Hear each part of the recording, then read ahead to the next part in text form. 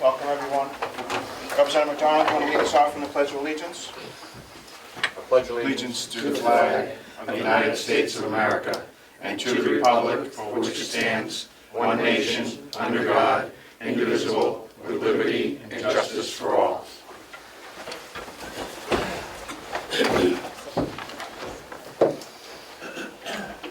Approval of minutes from our March 10th meeting.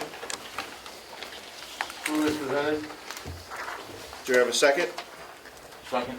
Thank you. Representative Whitcock and Representative McDonald.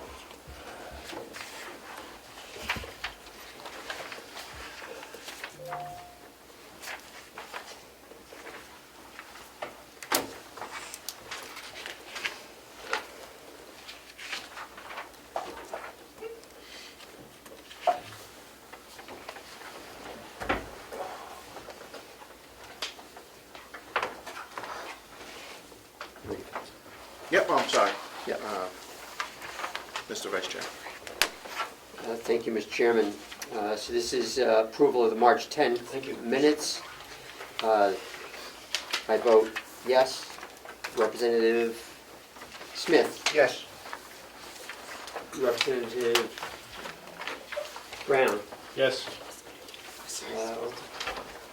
Representative McDonald. Yes. Representative Woodcock. Yes. Representative Burrows. Yes. Representative McAleer. Yes.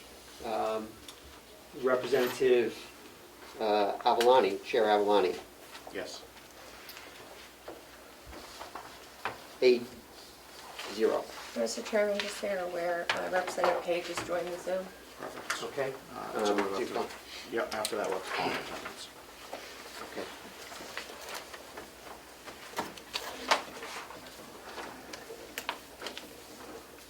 Okay, this will be a roll call for attendance purposes. Representative Cordelli here, Representative Smith, Here. Representative Brown, Here. Representative McDonald, Here. Representative Woodcock, Here. Representative Burrows, Here. Representative McAleer, Here. Representative Page, Here. Chairman Avalani. Present. 9 members. 9 members here.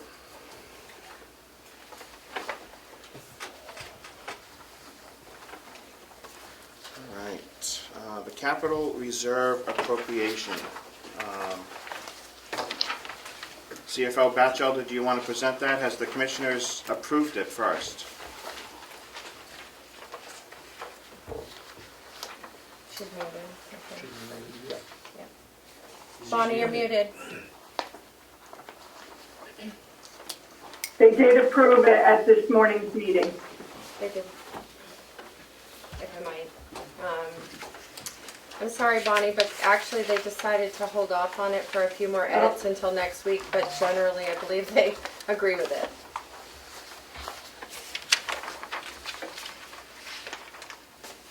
And that would be the policy, the capital improvement policy.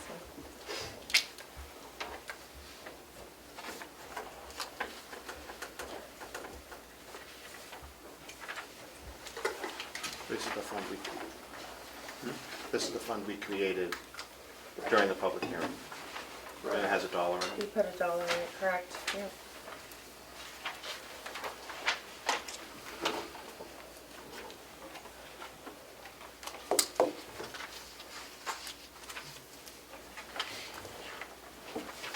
CFO Batchelder, you just want to give us an overview of what you're looking for? Sure. Well, as we started this a while back, we felt that it was prudent to start a capital reserve plan moving forward for the future to accommodate emergency items and capital expenditures needed to take place within the county. So we drafted a policy, which you have in front of you, and we have reached out to all of the department heads and the commissioners, asking them for information on the capital needs now, in the future, just potential items. So we then created the Excel spreadsheet, which breaks down by department potential capital expenditures that the department has planned. So our idea and thinking is that every year, as part of the budget process, the delegation will choose to appropriate a portion of funds to the capital reserve account, non-lapsing that has been established with your dollar appropriation already. And that when things come up or we want to focus in on a specific capital plan, that we have the funding to do that versus either having to borrow, put it in our capital expenses for the annual budget, use other alternatives. With the Gopher grant that we just applied for, a portion of that is reimbursement for expenses we've already incurred. So if you agree with this plan, and the commissioners agree with this plan, our thinking is the funds that we receive for the reimbursed expenditures would go in to start this fund, but we won't know until the grant has been awarded.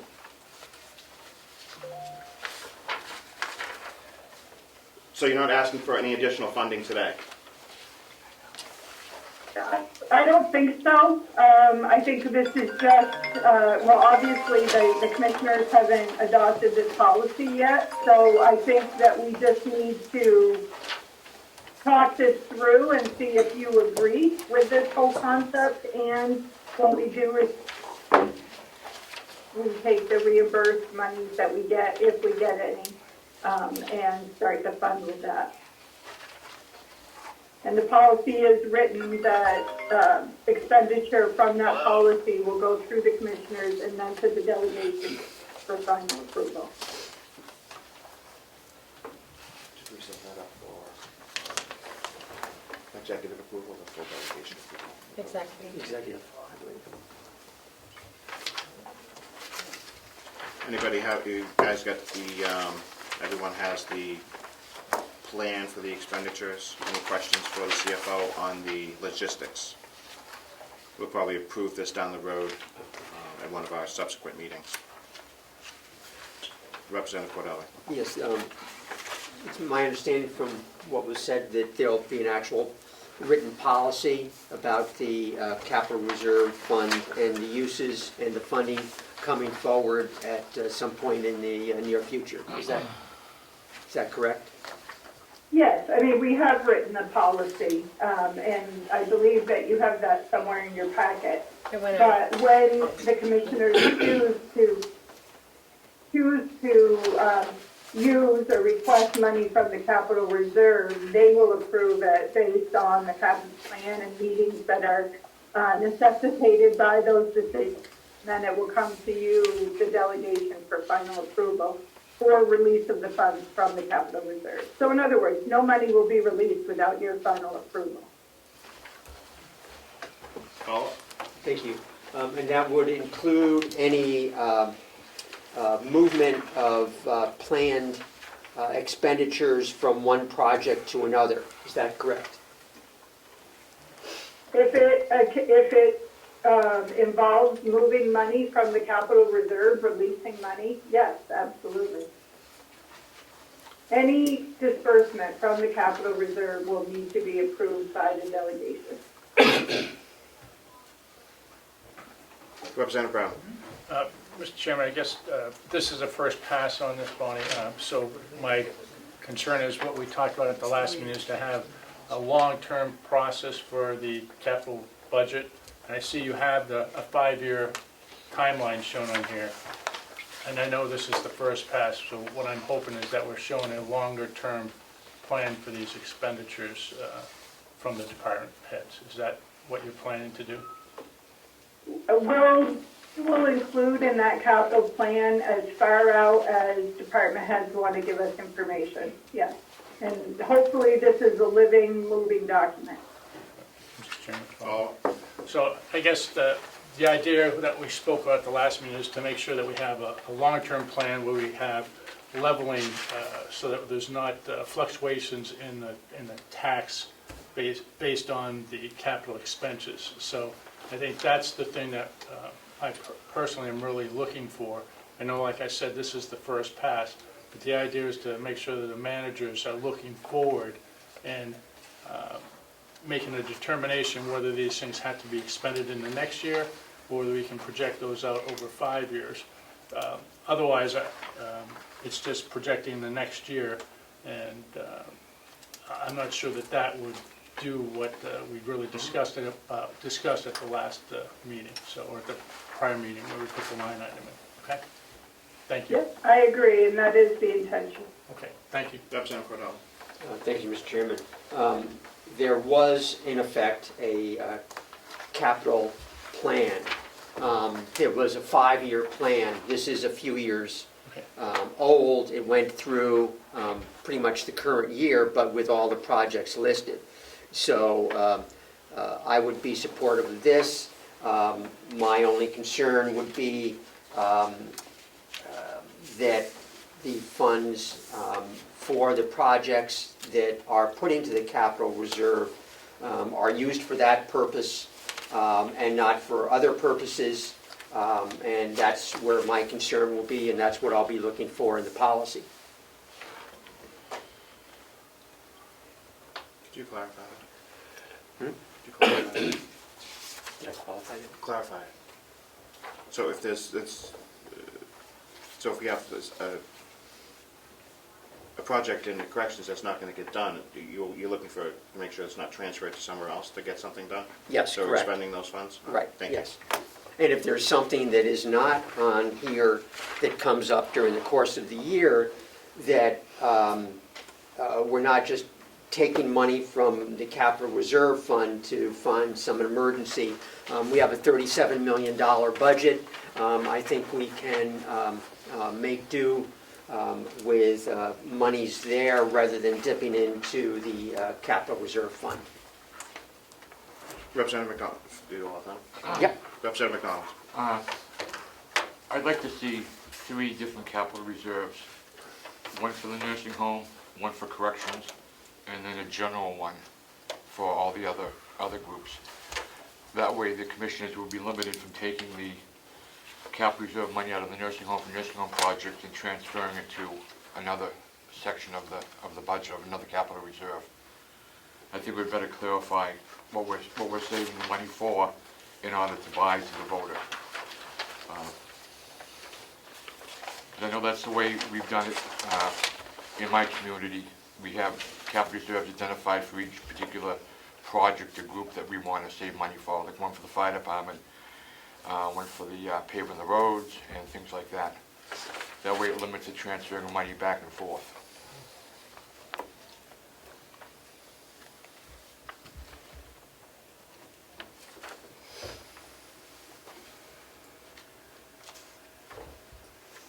Do you want me to speak on that? Please. Okay. I don't want to. I do understand what you're saying, because that is the way a lot of towns do it.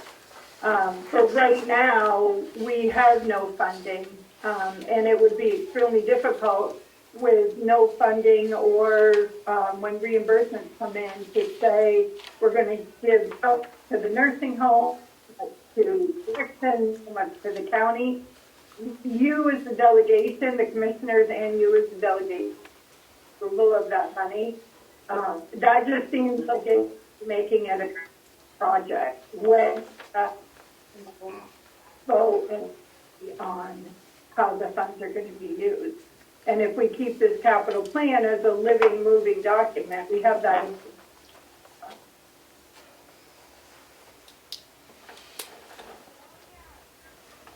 Did you have your hand up, Representative Smith? Yes, Representative Smith. thank you, Mr. Chairman.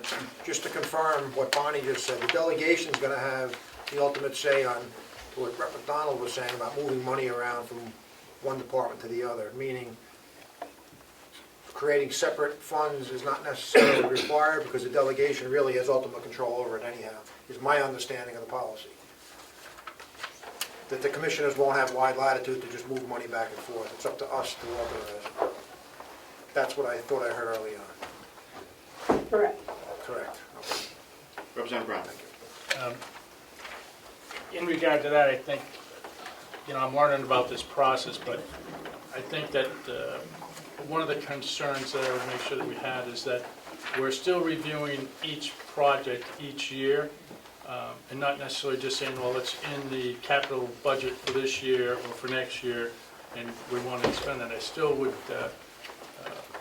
make sure that the department managers understood that they're still going to have to justify that particular project each year, and not just understand that, oh, I've got it in here for next year, had it in here for 2 years, and it's an automatic approval process.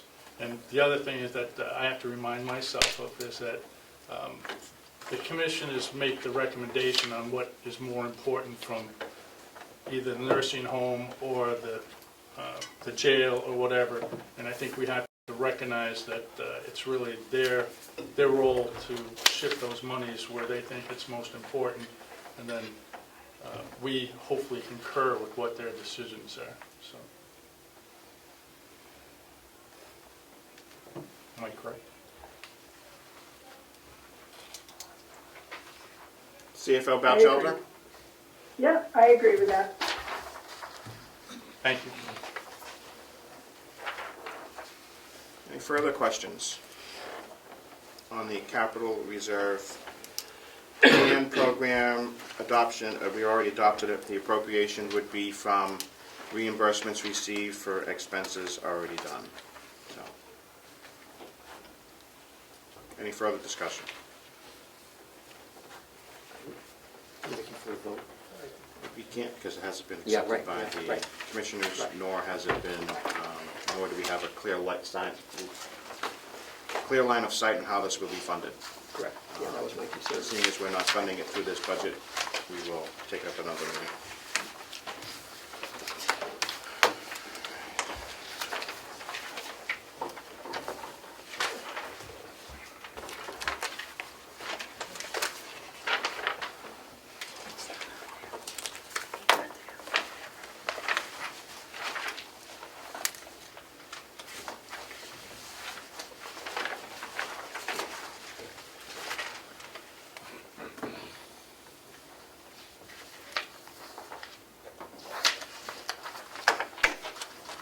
We're going to go out of order while we have everyone here, including some of the commissioners.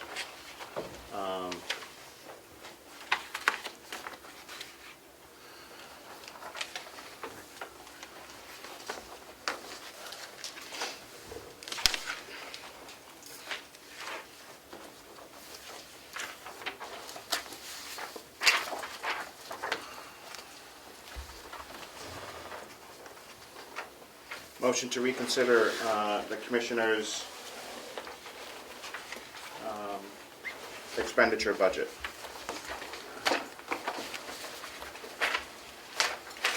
Everyone has that, the request from the CFO for changes to their expenditures given the adoption of the Hales location budget. Anybody wish to make that motion?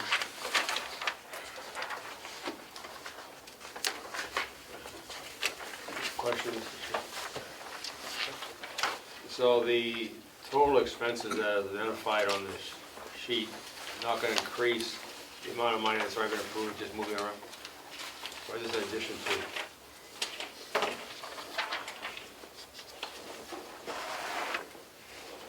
So what I see is we have a revenue stream coming from Hales location that needs to have an expenditure in our budget because it's a pass-through. And that wasn't done because we didn't have the Hales location budget at the time. Is that correct, CFO Batchelder? Yes, that's correct. Thank you. So is that your motion to reconsider their budget? No. Okay. Mr. Chairman, Representative Page. I'm just looking for this document and the material that was forwarded on. Could someone clarify which document this is? I have to send it to him. It's on its way. It's on its way. Okay, perfect, thank you. That's what they're asking to move. Everybody received that and then the warrant adoptions?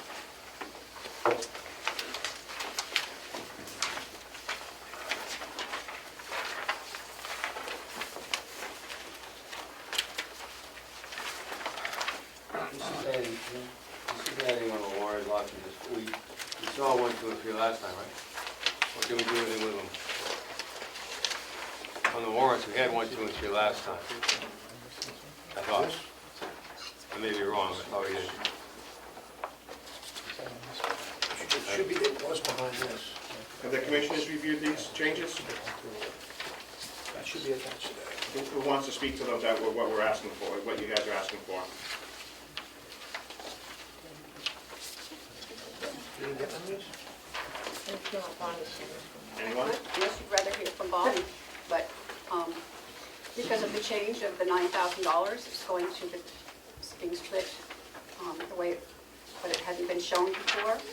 So we have to have it coming to us, and then also going out to the commissioners. Has to come in from Hales and go out to the commissioners. Correct. It's just a wash. Pretty simple. So does the chairman move reconsideration of their budget? Or do we have 8 people here that can make a motion to do that? I'll make the motion. Thank you. I'll second that, Mr. Chairman. Thank you.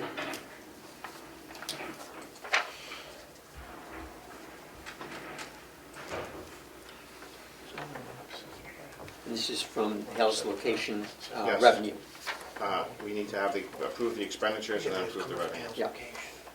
So it's really not an increase, but it has to be appropriate. I'm ready for the Yep, there's gonna be 3, three 4 motions. lines.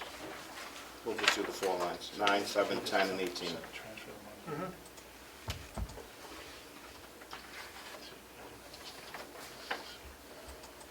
Nine, 7, 10 and 18 as presented.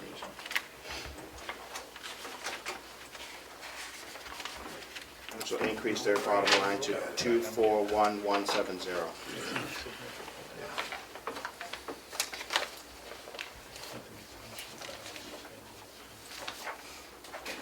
Drew, keep that number. I don't have that sheet.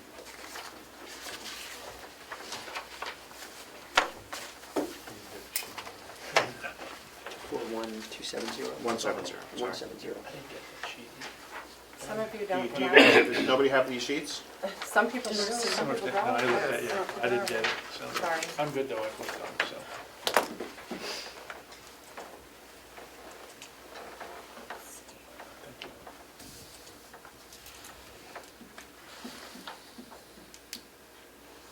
Any discussion on the line changes? Do we still have everybody on Zoom? Yes, Representative Page is on Zoom here. Do you want a separate vote for the reconsideration and then the lines? Yes. So this will be a roll call for reconsideration of the commissioner's budget related to Hale's location. Representative Cordelli votes yes. Representative Smith. Yes. Representative Brown. Yes. Representative McDonald. Yes. Representative Woodcock. Yes. Representative Burrows. Yes. Representative McAleer. Yes. Representative Page.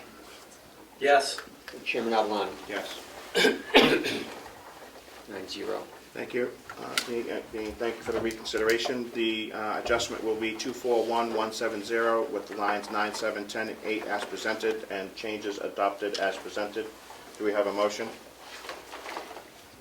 So moved. So moved. Thank you, Representative Cordelli, Representative Page. Any further discussion? Mr. Vice Chair. Representative Cordelli votes yes. Representative Smith. Yes. Representative Brown. Yes. Representative McDonald. Yes. Representative Woodcock. No. Representative Burrows. Yes. Representative McAleer. Yes. Representative Page. Yes. Chairman Avalon. Yes. 8-1. Thank you.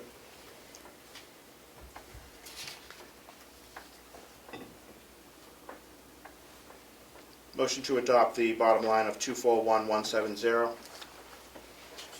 I'll make that motion, Mr. Chair. Thank you, Representative Smith. Do we have a second? I'll second that. Thank you, Representative Brown. Any discussion? Mr. Clark, Mr. Vice Chair. Who's the, I made the motion. Smith Smith. Brown. Yeah. Representative Smith, Yeah. Representative Brown. Representative Cordelli votes yes. Representative Smith. Yes. Representative Brown. Yes. Representative McDonald. Yes. Representative Woodcock. No. Representative Burrows. Yes. Representative McAleer. Yes. Representative Page. Yes. Chairman Avalani. Yes. 8-1. Thank you. Motion to reconsider the treasurer's expenditure budget. Is that the 12703? Is that the 12703 you're talking about? It will be in a second, yeah. It's, the department is 4151. I'll make that motion. Thank you, Representative McAleer. Do we have a second? Second. Thank you, Representative Burrows. Call the reconsideration. Yes. Representative Cordelli votes yes. Representative Smith. Yes. Representative Brown. Yes. Representative McDonald. Yes. Representative Woodcock. Yes. Representative Burrows. Yes. Representative McAleer. Yes. Representative Page. Yes. Chairman Avalani. Yes. 9-0. Thank you. We have lines 9, 10, and 18 to make adjustments for. That will bring the total budget for the treasurer to 12703. Motion to approve as presented with the adjustments to the proper lines. I'll make the motion, Mr. Chair. Thank you, Representative Smith. Do we have a second? I'll second it. Thank you, Representative McAleer. Any discussion? Mr. Vice Chair. Representative Cordelli votes yes. Representative Smith. Yes. Representative Brown. Yes. Representative McDonald. Yes. Representative Woodcock. No. Representative Burrows. Yes. Representative McAleer. Yes. Representative Page. Yes, and please also note that Representative Crop just joined the meeting. Yes. Okay. Representative Crawford. I'm sorry, I'll have to abstain because I Okay. just couldn't get into Zoom, Yep. so. Great. I'm sorry. It's okay. Chairman Avalani. Yes. 8-1. Thank you. You'll have to redo another attendance. Okay.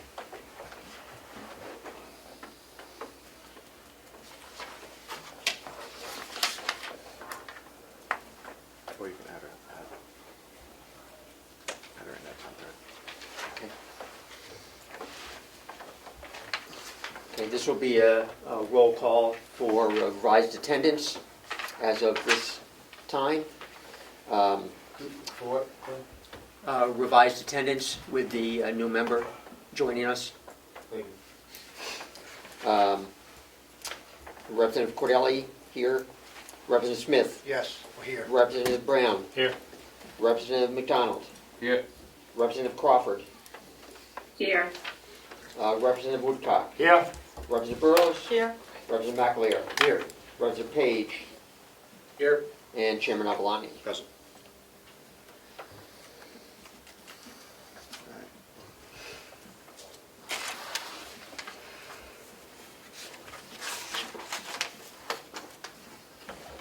We're going to do the 12703 for the new treasurer. The new bottom line for the treasurer's line is 12703. Motion to approve. So moved. Thank you, Representative Burrows. Do we have a second? I'll second it. Thank you, Representative McAleer. Any discussion? What was number 127?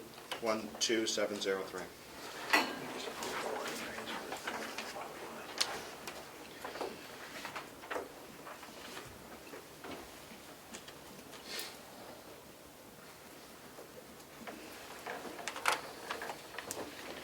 No discussion? No discussion Okay. on you? Representative Cordelli votes yes. Representative Smith. Yes. Representative Brown. Yes. Representative Crawford.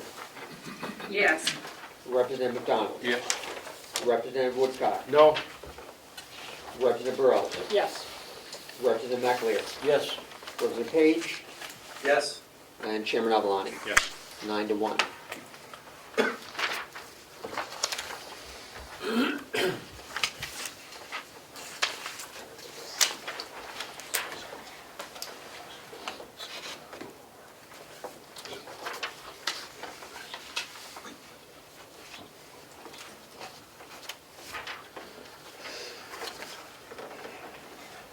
On the, we have Hale's location budget somewhere.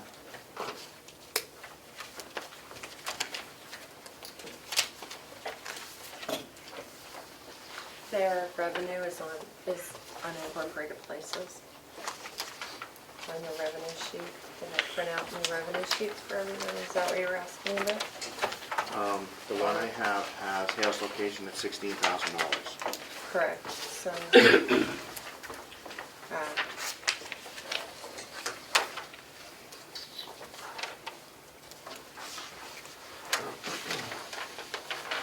Those are, the revenue totals through 24,613. It's a rounding thing. And the commissioners have approved this change. So yes, the commissioners had agreed to all of the additions and the expenses, which we get offsetting revenue from Hales, so.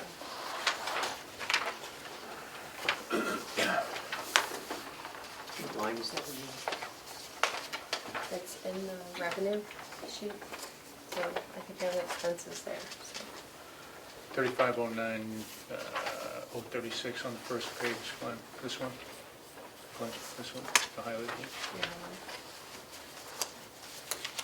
one. Has this adjustment been made in their budget as well? In the Hales budget? That's where we'll need to make the adjustment first in order to have the correct number. The cost of the stipends are in the Hales budget, which you already approved. This is just the mechanics to do it on the county side. Perfect.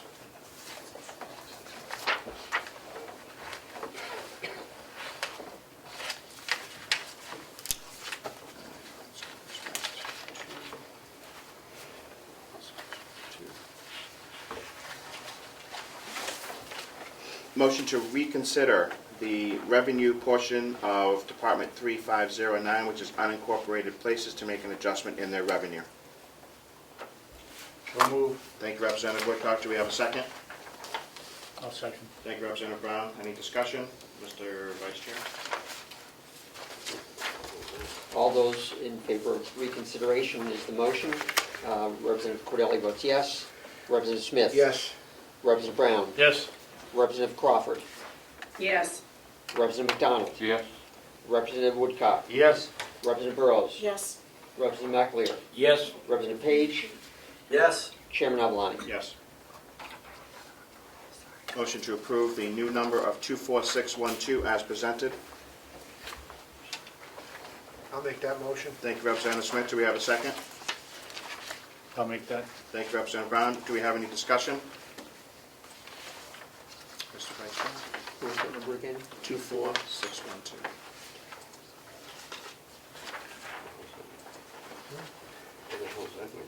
That came from this. Representative Cordelli votes yes.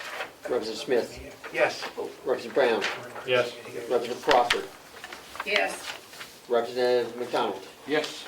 Representative Woodcock? Yes. Representative Burrows? Yes. Representative McAleer? Yes. Representative Page? Yes. Chairman Avalani? Yes. And 0. Thank you. Thank you, everyone, for working through that. That will save us a whole bunch of transfers come a little while. Right.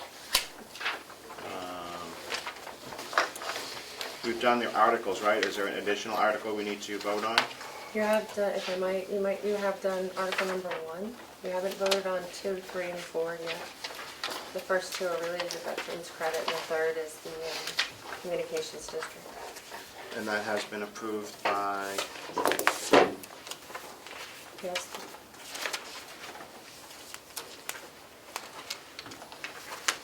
has that been approved by the commissioners? You have that sheet? 2, 3, and 4, Article 2, 3, and 4? That's Yes, this morning. I saw that.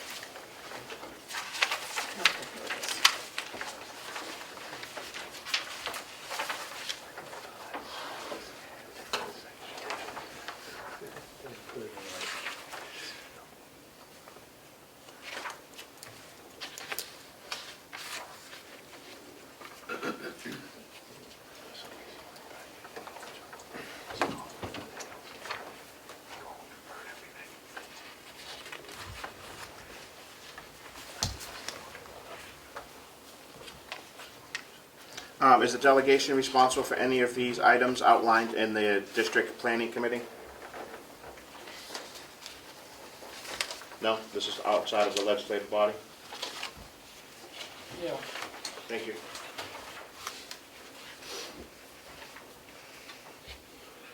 Motion to approve Article 2. So moved. Thank you, Representative Woodcock. Do we have a second? Second that. Thank you, Representative Brown. Any discussion?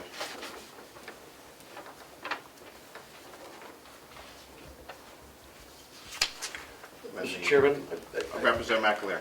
I just have a question between 2 and 3. It appears that 2 gives a optional, based on a vote, of $500 to a resident. And then 3 gives an additional money, but it doesn't mention how much. I'm a little confused here. Do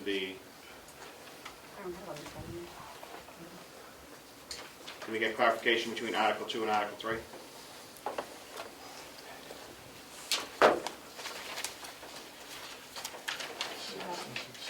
Yeah, so it's legislative, it's a legislative change.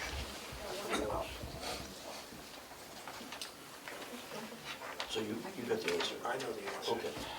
But I don't I don't want to think, speak. I don't think they do. I don't want to speak on So 2 is optional, 3 is the readoption of the all veterans tax credit.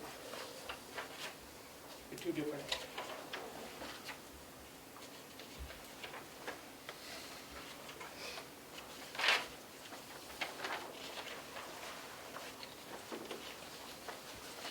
There's a question mark under 72:28 question mark. Is there a typo on that? Because it should identify something. Article 3. On Article 3, is there a typo on that? Has to be a typo. Warrant articles are in the form of a question, so that question mark's appropriate there. Shall you readopt the veterans credit? Shall you do it? Mhm. Question mark. So if anything, there's a question mark missing in number 2. 2. And 3, and 4. It's been left out of it, the question mark was left out of the other. Right. Right.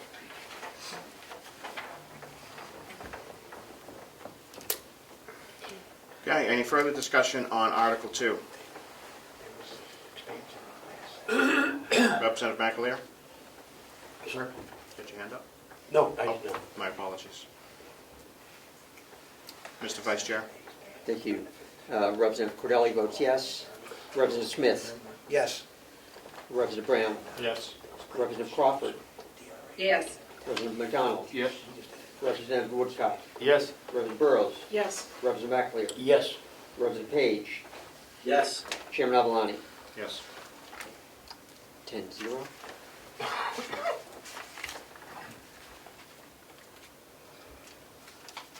Thank you. Article 3, excuse me. Motion to approve. So moved. Thank you, Representative Woodcock. Do we have a second? Second.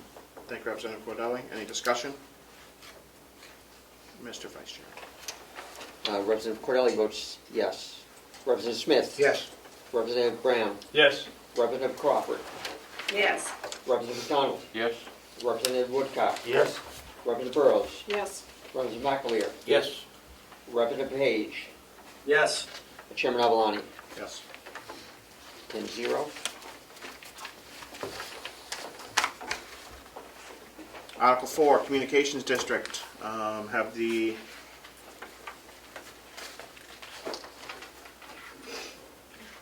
Board of Selectmen reviewed the district agreement. Yes. Yes. And looks like the homeowners association is in agreement as well. Yes. Motion to approve Article 4. So moved. Thank you, Representative Woodcock. Do we have a second? Second. Thank you, Representative Cordelli. Any discussion?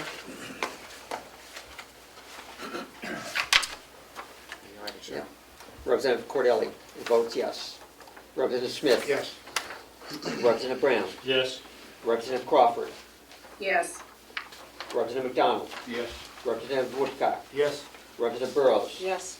Representative McAleer. Yes. Representative Page. Yes. Chairman Avalani? Yes. 10-0. Thank you.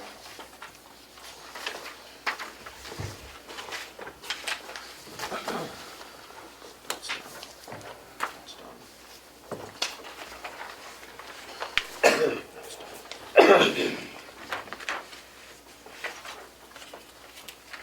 All right, we're back on track, everyone. Thank you for your indulgence. Motion to approve the Mountain View Community Collective Bargaining Agreement ratified for 2023-2024. Can we just get an overview from one of the commissioners? After he was our, Thank you. on the team. It's, we've spent months on this. It accomplishes some things we've been trying to accomplish, one of which is to give a substantial increase in pay to our union employees. Everybody will be getting $2.50 an hour increase. It also, there's some adjustments in the way they're going to bid their vacation time. We found that for some reason in the past, vacations were being denied routinely, so that's not going to happen anymore. We're going to make sure these people get their vacations so they can be rested when they come back to work and enjoy some time with their families. Those are the highlights. There were some other changes. I don't know if you want me to go through every little change. I can, but Just an overview till we get a motion on the floor. the health insurance. So they will be adopting, they've agreed to the earn time policy, and they're on the new health insurance plan as well. So, Thank you. And this has been approved by the commissioners yes. this morning? Mr. Chairman, 1 second till I look up. Representative Brown. I just have one question on the information in regard to the duration. Is this the duration of the entire contract, or is this multi-year? 1 year. Just 1 year? Motion to approve the, motion to ratify the collective bargaining agreement for the. Can I ask a question? Sure. Okay. Can you explain which of the nursing staff, I know not the RNs aren't part of the union, but which of the nursing staff are going to get that raise? LNA, MNA, LPN, and there's also a provision in the agreement that we can make a market-based adjustment on any class of employee Okay, so if you're during the term of I'm this sorry. agreement. Follow up. So if you're having difficulty recruiting a certain type of nurses, you could increase that? Absolutely. Okay, thank you. A one-time adjustment One time, okay. was agreed to. Thank you. So do we have a motion to approve? I'll make that motion. Thank you, Representative Brown. Do we have a second? Second. Thank you, Representative Woodcock. Any further discussion? Representative Woodcock. Thank you. Just a question, under the new CBA, how does the pay scale in those divisions align with the agency fees? So agency fees are somewhere between 2 and 3 times the standard salary of somebody that works in the union, but the salary is not the full employee cost because of all the benefits. So health insurance might cost more than the salary. There's also FICA and there's retirement as well. So agency cost is probably more for one employee, but not triple, not even double.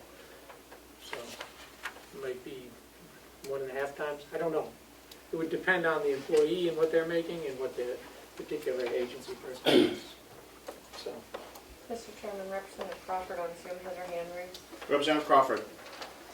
Thank you, Mr. Chairman. I just have a question. Do you have to reopen negotiations on those contracts to allow a raise like that? So we have the right, as management, to do a market-based analysis and do an increase in pay of any class of employee under, within the union, At our discretion, one time during the term of this agreement. So Thank you. without permission from the union, that's at our discretion. That's our right to do it under this agreement. Any class of employees. Just a follow-up, Sure. Mr. Chairman? Go ahead. So is that something that's in the contract, or is that just by law? It's actually in the contract, otherwise we couldn't do it. By law, it would not be allowed. But we got that in the contract, we negotiated for that, and it was agreed to by the union.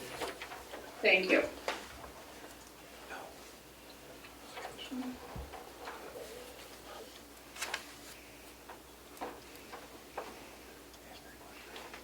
Representative McAvoy, my apologies. Thank you, Mr. Chairman. I'm pretty sure I know the answer to this, but your market value adjustment is only on the upside, it's not on the downside, is that correct?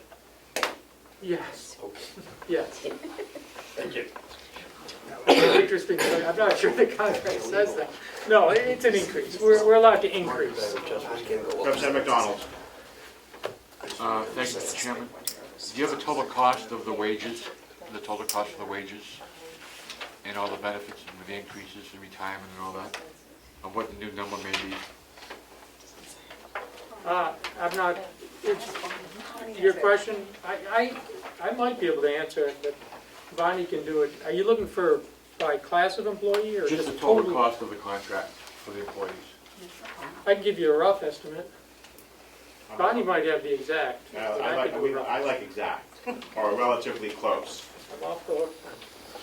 CFO Batchelder, can you answer that question for us? Muted. Bonnie, you're muted. That's not. Okay, can you hear me? Yep. Okay, so I actually have real numbers. So when we get to the budget, I'll have a replacement number for each line item, but it is a top fee, and I close $307,000 increase, $20,000 increase for short-term disability. So approximately, we're all $328,000. In salary. In total, salaries, payroll taxes, benefits, retirement, health insurance, everything.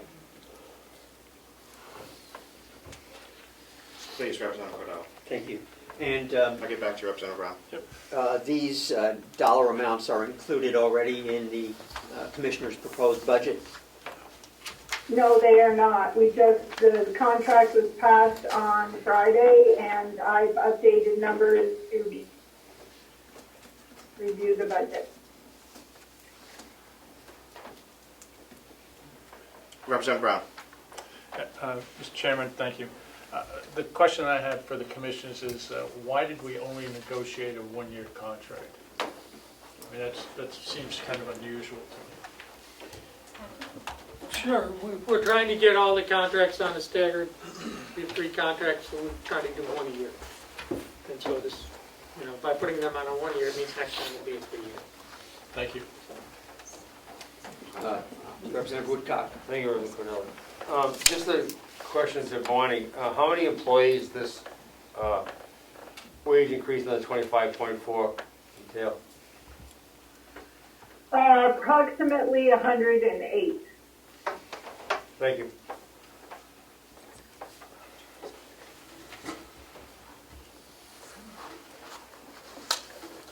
Further questions regarding the agreement?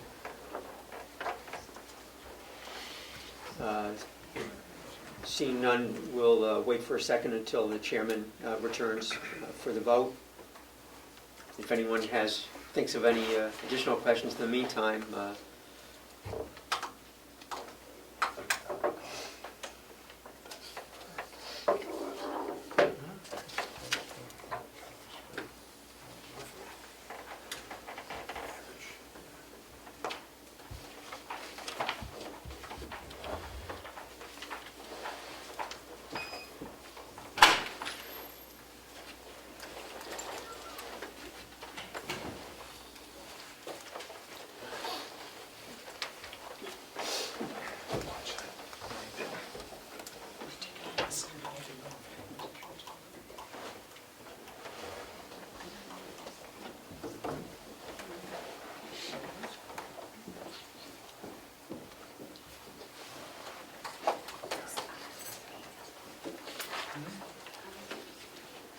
The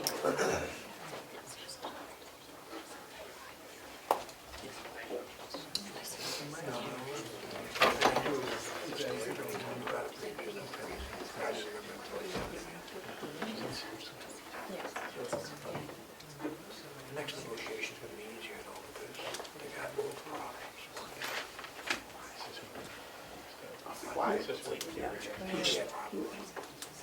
Waiting for you and Representative Burrows. Okay. There was no further discussion. Wait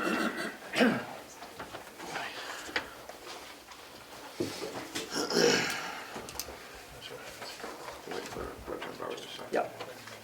Perfect. That's probably just another.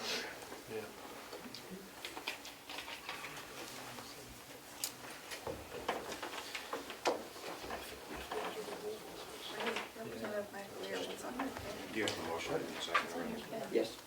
Oh, these? This is, either this pin or your sign in the end of the state house. Yeah, I know. This is just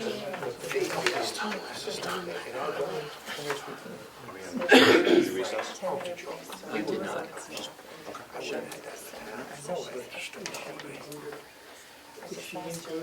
Well, they look very official. For good reason. We are not in I recess. usually wear my Disneyland one over here. So you're out of order. I didn't know you were back. Careful on that thing, it's awful. I do that too. Everyone trips over that. Yeah. Put one in that other corner. We're just waiting for Representative Burrows to return before we take a vote on accepting the contract. We are not in recess, so.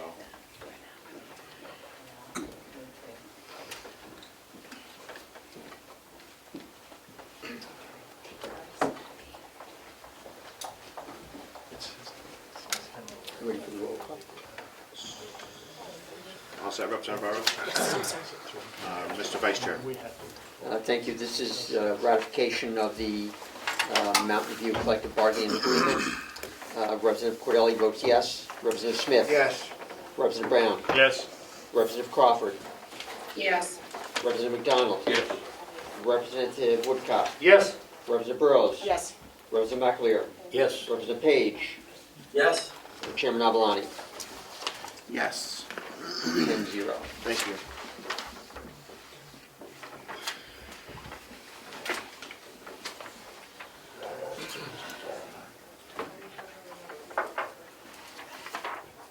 Next, Mountain View Community Expenses. We've taken care of the revenue, we're looking at the expenses. CFO Batchel, do you want to give us an overview of how this has changed their budget? I do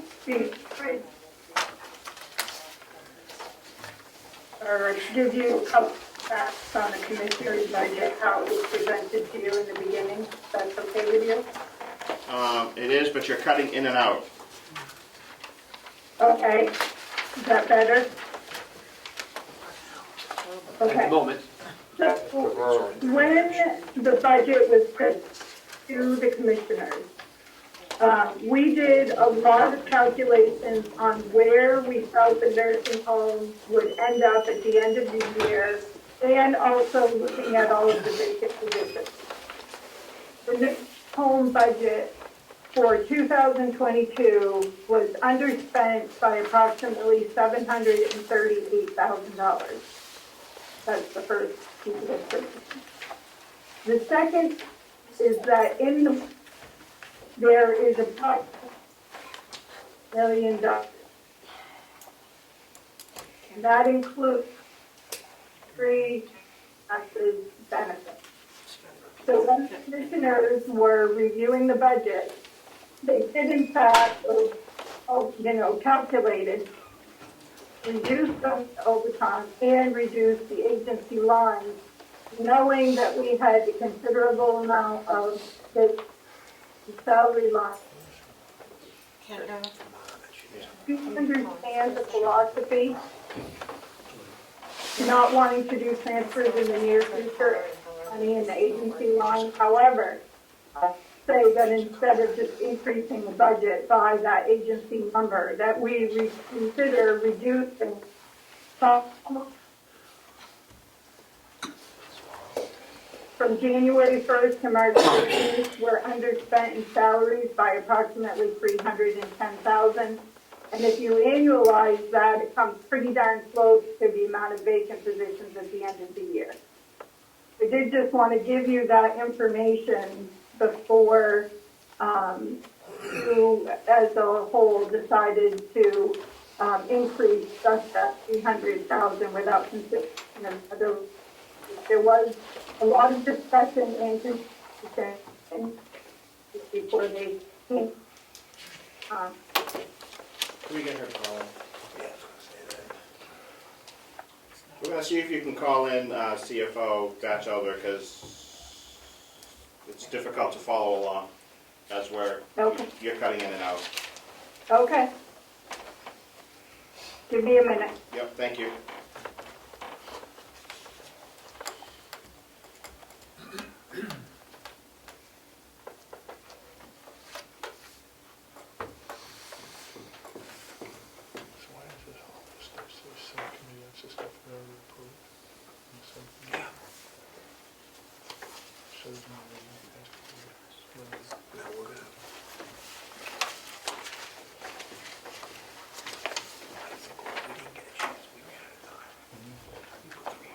Yes, that's the only thing.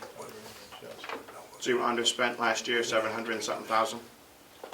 We haven't gotten the official year-end statements on expenditures, so I wouldn't be surprised. We were pretty frugal. Okay, thank you. Representative Cordaro. Is that that 738,000, is that the total MV, Mountain View community budget that you're talking about? Yes. Okay, thank you. We got year-end numbers. Did I get year-end numbers? No. That was going to be one of my questions for the CFO.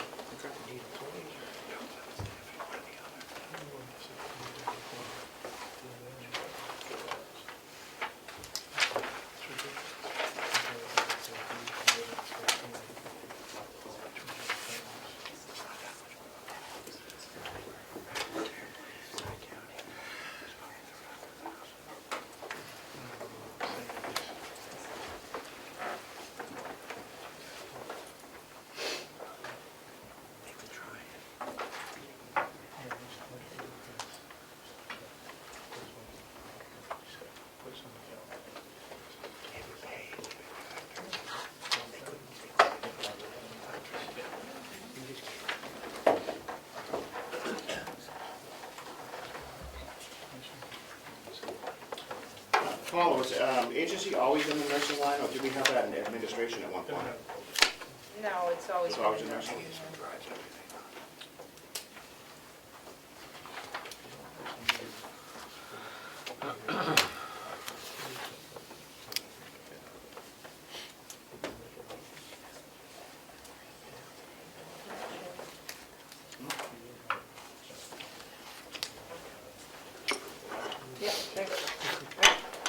CFO Batchelder? Okay, I'm here. Thank you, that's much nicer. Okay. Do you have any questions, or do you want me to repeat what I said? Yes. Yeah, could you just give us a quick overview of what you were speaking to? Sure. So when we were determining and the commissioners finally approved the nursing home budget, we took in a lot of factors. First of all, the nursing home in total was under budget by approximately $738,000 in 2022. In the budget, there's approximately $1.5 million worth of vacant positions, employer taxes, and benefits. To date, from January through last Friday, wages and benefits are underspent by approximately $310,000. It was the commissioner's feeling that even though we reduced agency to zero, that there was a $1.5 million sitting there of vacant positions that could be transferred in the future if agency was needed. And I do understand the philosophy of not wanting to do that right now, but I do feel that we could do an appropriate reduction of salary for whatever we're increasing in the agency staff, or at least a portion of it. Representative Cordell. Thank you. I did go back and listen to most of the nursing home subcommittee meeting, and I have an alternative view to some of that expressed at the meeting. I thought that the commissioners presented a totally responsible budget, considering, as the minutes showed, 25 vacant positions, and that money being in the salary lines. I think it sends the message that the county intends to hire those positions rather than use agency staff. I think that sends a message with the way the budget was put together by the commissioners.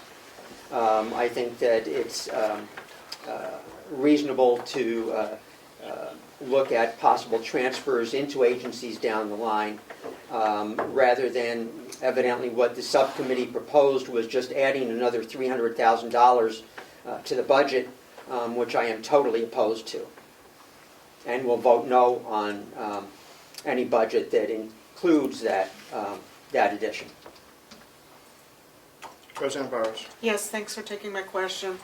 So, I guess here's my question. I mean, we talked about that. If you extrapolate out, agency and overtime is going to, if we go at the current rate, it's going to be $1 million for those two. And we have 1.5 million in vacant positions. So, and we're having trouble attracting people.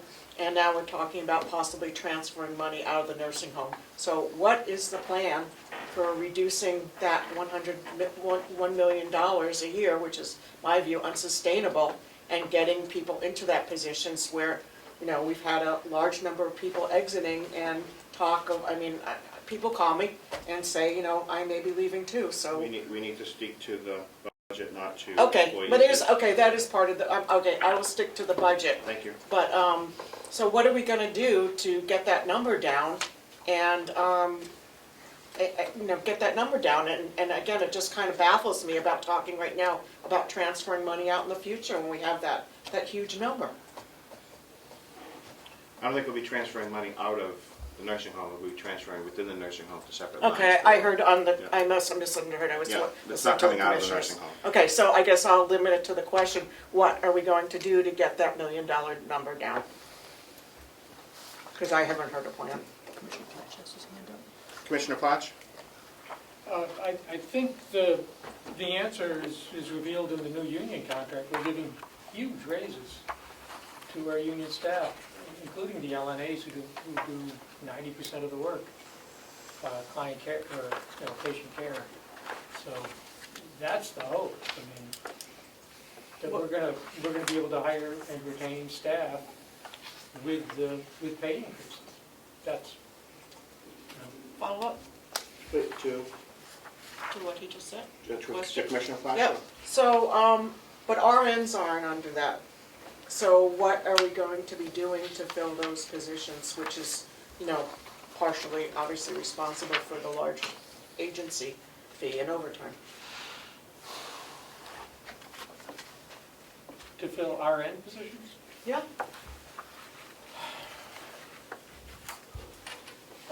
They're not part of the union. That's what I'm saying. I understand. We're giving a 5% raise to all non-union employees with the possibility of doing market adjustments as needed. One follow-up, Quickly. with all due respect, would you believe, I don't believe that's gonna fix the problem. Was that a question or a comment? It was a, what do you believe, which is what we do in commerce. Thank you. Representative Cordell? Thank you, Mr. Chairman. Am I correct in the amount of the increase in the contract was $2.50 per hour? for those impacted staff. And could you indicate how that relates to increases in salary for those positions in the past? That- May I? Please. I believe that's the largest increase ever given to the union. I know that when we looked at this a couple of years ago, we felt that our union staff at Mountain View was below market, and that goes back many years, to the previous administration. So we've been trying to fix that. A year ago, we gave a $1.75 increase, and now we're giving a larger increase in just 12 months later. So we're trying to fix that, and we're going to be looking at it to see what the market says. Follow-up, Representative Cordelli. So that's over $4 an hour over the past couple of years. So $2.50 plus $1.75, yeah. That's pretty hefty. Thank you. Representative Woodcock. Thank you, Chairman Allen. So, Two questions. First one, on following up on Representative Cordelli's question. So what? That's okay. Yeah. So what would now what would the starting salary for LNA walking through the door tomorrow be? you'll have to ask Paula. So what would the starting salary be tomorrow for someone walking through the door? Tomorrow or April 1st? April 1st, whatever. April 1st. So if The new person on the new contract was my question. That's just what the hourly rate. So you're roughly asking- nine, You're asking for a starting wage of what we would start somebody at the LNA With position the at new the nursing union. home? Under the new contract, correct? Yeah, thank you. 1945.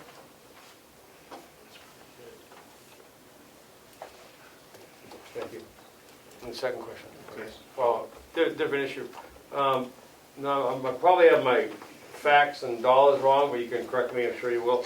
But if we're underspent $738,000, we have $310,000 remaining in the salary account. It's my understanding, at least through the Comeau Daily Sun, that the budget was reduced by $100,000 because the money was insufficient in the budget. And follow-up to that, a position was cut equal to that, basically that value. So I'm just trying to figure out how, if we have $310,000 left in the salary account, $738,000 left in unexpended funds, we can cut $100,000 out of it because we're supposedly not running the budget and cut a staff person. I don't understand. I don't understand your question. Okay, so my question Is there a question? Or yeah, there is a question. Is that accurate that we cut $100,000? The commissioners or the director cut $100,000 position out of the budget under the assumption that they were underfunded. That's the question. Are you asking for a motive for that? 'Cause No, that's I'm what it asking sounds for like. it's a fact. Okay. That's all. I don't care what motive, it's a fact. The budget as we received it It's not a fact. is that. What does that mean? Is that? That's the budget that we've received. No, I'm talking about, I don't make it more confused than I already am, Will. So, it's a very simple question. Is it accurate or not? That's all. Okay. Did we release a staff person at a value of $100,000 equal to a direction that the budget at that time was going to be, there wasn't sufficient money, and yet we see almost $1 million left over? That's all, just asking. That's all. We have the director, we have the finance person, we have the commissioners here, to be trying to get an accurate answer. Not model, just numbers, that's all. It's budget. Commissioner Plash? No. So I the, think the answer is no. okay, so that's a staff person position cut out of the budget for $100,000, and his answer is no, so it either was not done. I don't get it. Maybe I misunderstood the question. Let me, if I may paraphrase the question and see if I understand what you were asking. Geez, I hope so. We're having a hard time in that. Are you asking whether we eliminated the ADON position because we were over budget? Is that what you were, I think that's what you asked, and the answer is no. What I'm asking is, from my, because I wasn't on the subcommittee, and I don't know if they dealt with it, but from my reading of the Comeau Daily Sun, there was a position cut, $100,000 out of the budget, and the rationale for that was that there was not sufficient money in the budget, so they're trying to save money. So my experience with newspapers is they often get the stories wrong. Okay. So I'm telling you, that's not why the position was cut. We So- were not over budget. That's not why the position was cut. Okay. So there was not a budgetary reduction. I don't understand that question. I get it. Can we move on? Carroll, yeah, sure. Thank you. Representative McDonald. I just have a question for the director of nursing over there. How many people belong to the union for the, do you have a rough idea what the percentage is? Percentage, I was gonna say, Or how many people out of the 108? I think there's like 70, right around there, because they don't have to all belong. 160, right? Right. Belong to the union? That would get these benefits, the Oh, that $2. we get it, the $104. 104. The 108. Okay, so whether you're union or not, you're gonna get the $2.50 an hour. No, No. if you're not union, that's not what you're getting. You'd only get You're getting 5%. 5%. If you're in the CBU, you've got the $2.50 an hour increase. So the union, it's a closed shop, so the union agreement covers a certain positions. Not everybody in the CBU is a member of the union. Does that make sense? Yeah, it just seems. So if you have a job that's covered by the union, it's a union job, they all get the $2.50. Follow up? So you could have one person that belongs in the union, is doing the same job, that's getting $2.50 less than. No. No. I'm just trying to see how they. There's specific union jobs. Okay. All those jobs get the $2.50. Okay. Then there's non-union. They're getting a 5% increase. Commissioner Casara. There's 100 approximately, these are rough numbers, and I'm sure someone will quote me if I'm wrong, there's approximately 108 people in the union over at the nursing home. That characterizes several different job descriptions, like your LNAs, I believe all of housekeeping except for the supervisors, some in dietary, some in recreation. It's the majority of the working force over there. There's only about, by our last count, 30 positions that are not in the union. Those are your RNs, your supervisors of several different departments.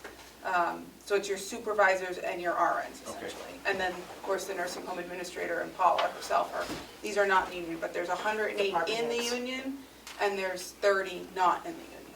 So the 108 in the union will get the $2.50, the other 30 will get, who are a higher paid pay scale, will get the 5%. When the commissioners did the budget, we only had 2 open LNA positions. They were almost all filled. So that's something I want everyone to keep in mind. When we did our budget, it wasn't irresponsible because we were only down 2 RNs.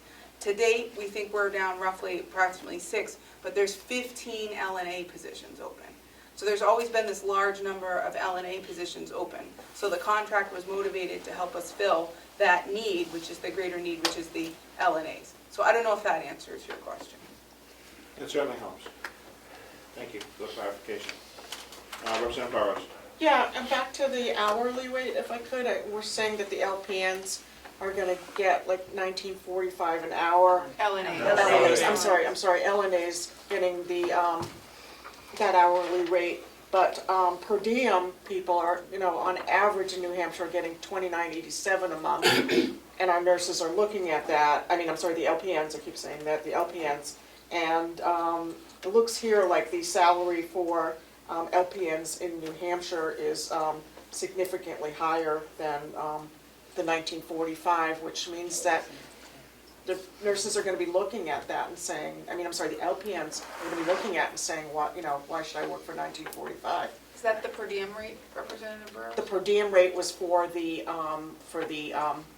agency staff, which I think, if I'm wrong, I think are the ones at Mountain View get higher than that. I know there's a split with the agency, but I think they get even higher, if I'm not mistaken. Well, I know the rate that we pay the agency isn't the rate the agency's paying their LNAs either, so I think we have to take that into consideration too. We might be paying $40 an hour for an LNA, but that LNA is not getting that $40 an hour.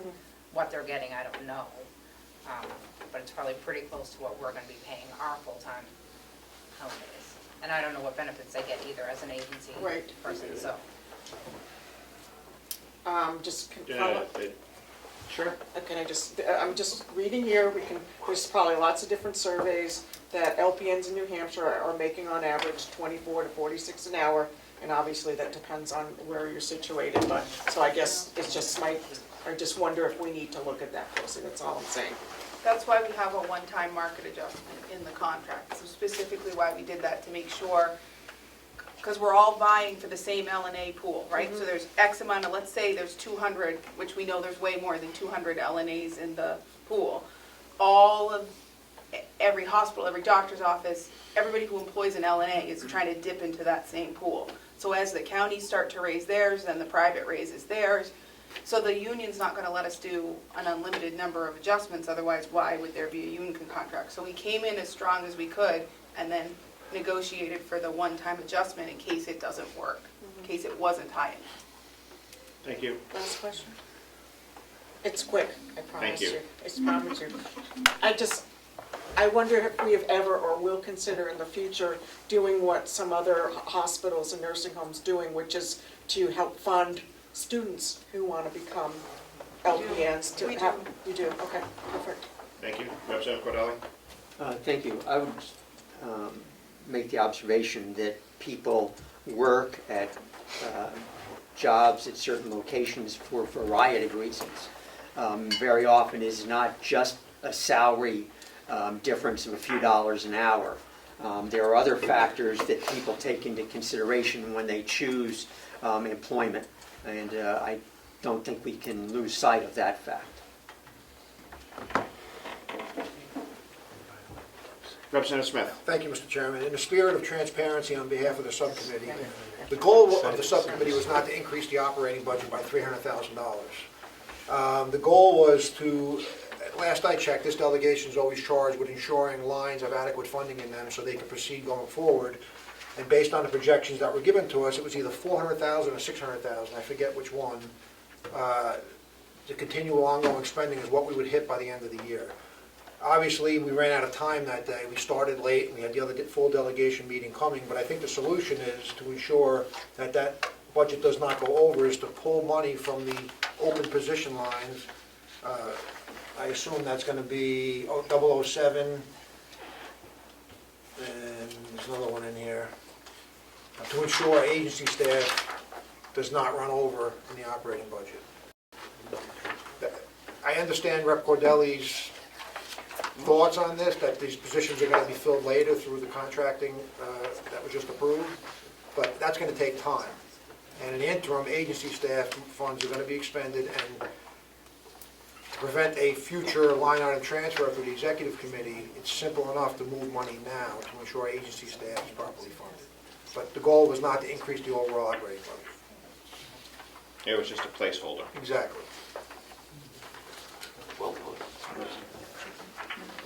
Commissioner Platch? Yeah, I just wanted to address a couple of the things. So I want to clarify, LNA is the lowest level of medical. MNA is higher, it requires more training. LPN is higher still, and it requires more training and certifications. And one of the problems we have recruiting, beyond the salary, as Representative Cordelli has pointed out, is finding housing and finding daycare. And you remember, a few weeks ago I came here and I said, we want to do this at the county, let's pursue this, let's make some land available for housing, let's make some land available for daycare. There's grants, we can make this happen. And that can start happening after the budget season. I assume you all want to spend some time on that. And you've appointed a subcommittee, so we can explore that. That's going to help us recruit at the county as well, and help us retain people. So, thank you. Thank you, Commissioner Platch.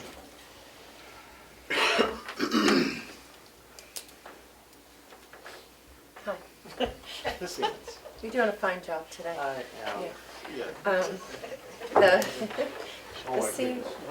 the CFO has a 18 line item adjustment she would offer as you go through and consider the non-budget. Outstanding. And CFO is still present on phone? I am. Thank you. Starting with the admin budget, then not review.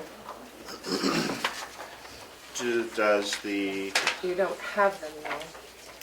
I got them this morning, they're just in an added column to her, to that document, so I don't know how you want me to. Want to have her go through them, you all take notes, do you want me to prepare something quickly to summarize it? How do you want me to do it? I would like to have the nursing home director identify some lines and to see if they will line up with the CFO. That can be reduced to cover this additional request for agency staff. I think Bonnie's already identified those. And you are in agreement? I haven't seen them. Could you get copies for everyone? I'll figure out the best way to do it, because it just literally on the screen adds a column to that sheet, which you can see it won't fit, so I'll see that I can work some magic here. Thank you. You're welcome. So can we have it before we discuss it? 5-minute recess? That would be great. 5-minute recess for everyone? 11:24. All right, we'll get started, gentlemen, ladies.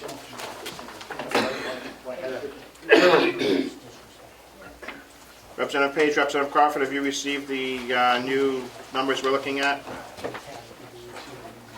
Yeah, right here. Are they emailed? Yes. I do not have them yet. I do not.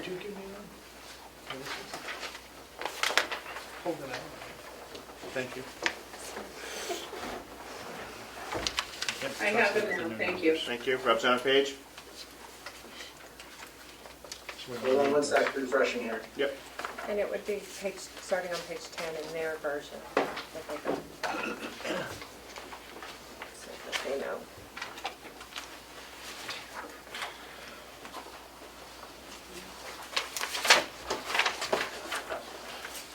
Still not seeing them, Melissa.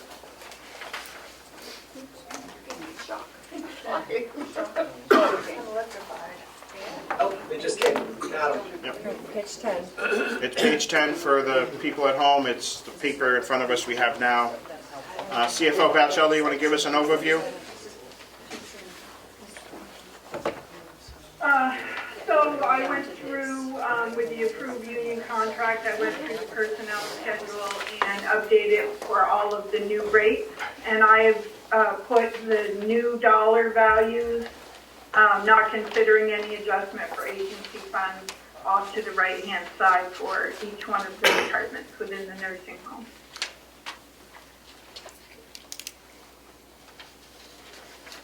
Representative Cordell. Thank you. Am I understanding you correctly that the figures we see in the adjustments here are based on the contract and nothing else? If you are looking at the staggered numbers in a column that has no header, Yes. those are the updated numbers based on the new contract that was approved only. Follow? Yes. So our previous discussion in relation to the agency fees line in the nursing section, nothing has been adjusted in this new column for that. And the salary line for 007 LNAs, et cetera, that number just reflects the contract and no adjustment related to the agency line. Correct. Follow? One thing I can't let go by, it's concerning to me that we don't see end-of-year numbers in any of these spreadsheets. All we have is through September 30th and a percentage spent for September 30th. One of the most important things that I look at in considering the budget are the actual numbers from the prior year. I keep track of actual versus budget every year. And we've seen over the past 5 years growing numbers, growing percentages in terms of the split between actual and budgeted. We are, in my way of thinking, we are over budgeting, which impacts the taxpayers directly. And so not to be able to see the end of year numbers here is a problem for me.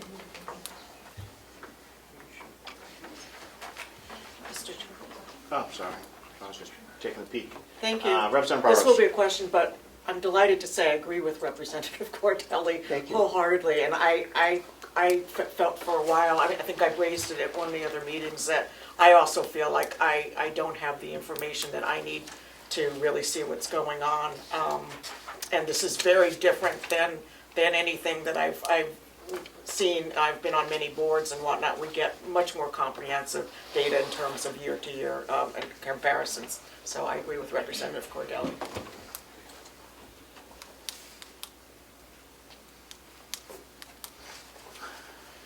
So is the CFO recommending we adjust all these lines upwards, it looks like? I am, based on the approved union contract. Representative Mr. Chairman, I don't know how you want to proceed on this. Would you like to proceed with just these contract adjustments that we have in front of us as a separate vote, as opposed to discussion of the agency staff line as well? Seeing as we have approved the contract, we need to fund the contract, and then there can be a separate discussion for, Hi.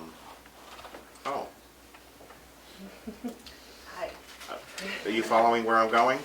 Yes, I'm listening to that intently because I have a question. I'm not sure if you're going to answer it right now. It depends what the question is. Hold on, Commissioner. I'd like to ask Bonnie a question if I could. Just one question. Sure. Bonnie, can you hear me? I can. Could you explain to me if this is all additions in the right-hand column for the contract, why do we have a reduction in 4417 recreational therapy salaries? I don't really have a good answer for you on that. When I was going through the spreadsheet this morning, I found a formula error. And so the formula error lended itself to a decrease. But that's really the only explanation I have for you. And several lines below that as well, it looks like also a decrease. Yeah, for that whole department, because the taxes and the benefits are dependent on the salaries. Thank you, Bonnie. Yeah. Bonnie's phone.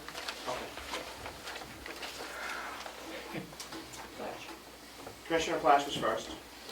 Thank you, Mr. Chairman. I had a question for Bonnie as well, if I may. Okay. I just want to make sure, does this include, Bonnie, does this include all of the open positions for union employees? Yes, it does. Okay. Representative. Mr. Chairman. So along the lines of Representative Burrow and Cordelli's discussion there, do we have the year-end numbers that we can look at what the final number, adjusted numbers are as far as the plan?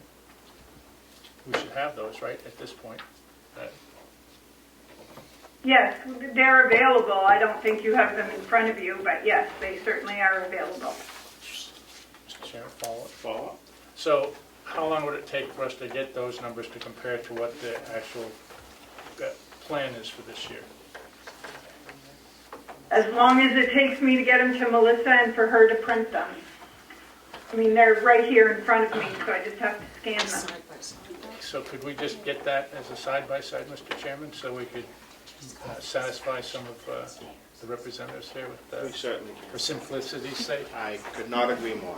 Thank you, Mr. Chairman. CFO Batchelder, can you make that happen for us? Yes, I mean, they won't be side by side in the spreadsheet, they'll just be our internal financial statements, but you'll have actual to budget. Thank you. Sounds great. They're on their way. I like financial statements. Where are we going? Representative Crawford has a question. Representative Crawford. Alviani? Thank you, Mr. Chairman.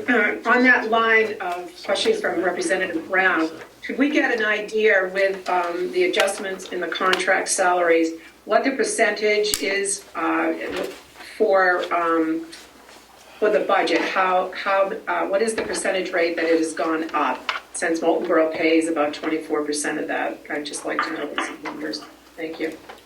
Sure, when we finish all of our, when we pass the nursing home budget and we set the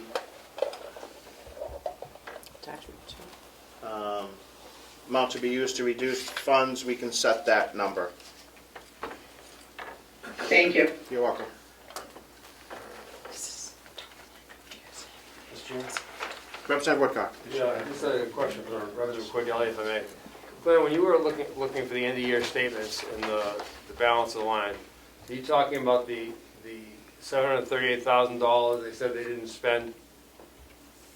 I'm looking at, for that. Yeah, no, I have no problem. Across the board. Yeah, Yeah. so you can find where that was. That's the Right, intent, now- okay. Right. Yeah, But- okay. Yeah. No, that's fine. I just wanted you were, that's what I was gonna ask for, but you beat me to it. Yeah. But you're better than numbers than I am. Thank you. Pleasure.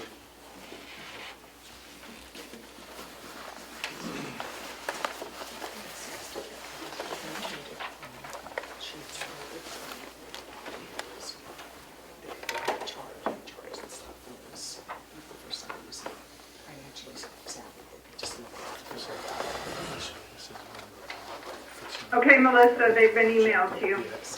Thank you. That's what you needed to. We don't have that.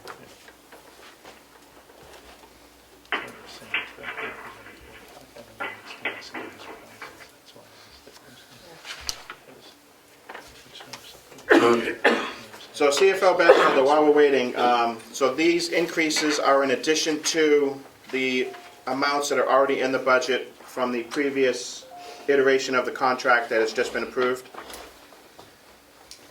They're not an increase, they're the new numbers in totality. So, for example, the salary line under dietary, the new number would be $1,107,200 versus $1,051,192. Correct, so that's an increase of what was already left in the budget for the original contract. Correct. Thank you.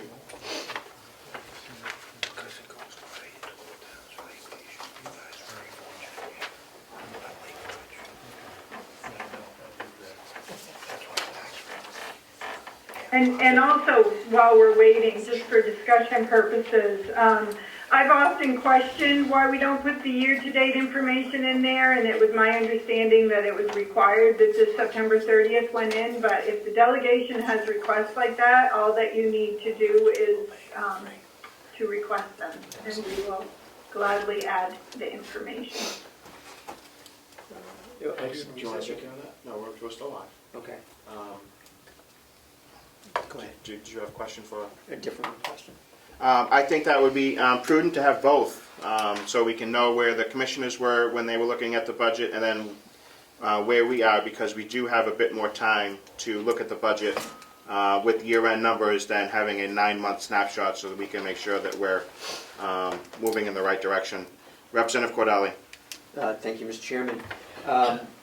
Just so I'm looking at the numbers correctly, the adjusted line for 007 salary LNA and MNA is now $3.564 million.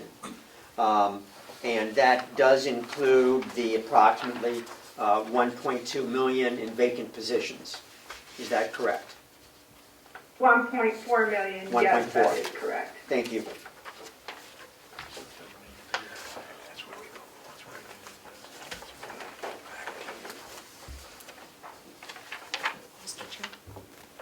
Representative Burrows. I was just gonna suggest to Representative Cordali, if he's going to put together, what we'd like to see. There may also be some other documents that we may want, like a cash flow statement, or any things that we're not getting.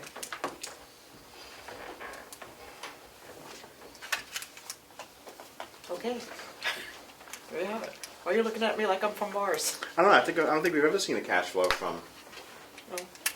nursing home. I like where you're going with that. Okay. CFO Batchelder, is there a cash flow statement that we would use for the nursing home at the end of the year? I don't have one available. I don't know, specifically, how do you want to see it? You want to just see where the money comes from during the year, or do you want a true cash flow that you see in financial statements? I'm not really sure where you're coming from with your question. Yeah, is there, how do we look at the nursing home at the end of year for our financial audit? The reports that you're going to get are the reports that are submitted for the financial audit.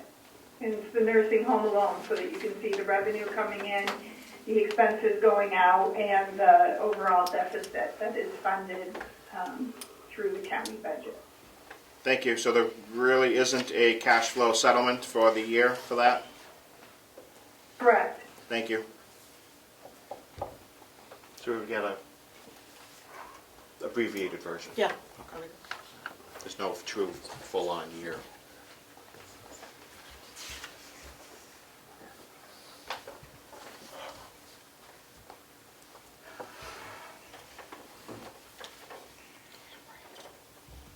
Did you have a question for CFO?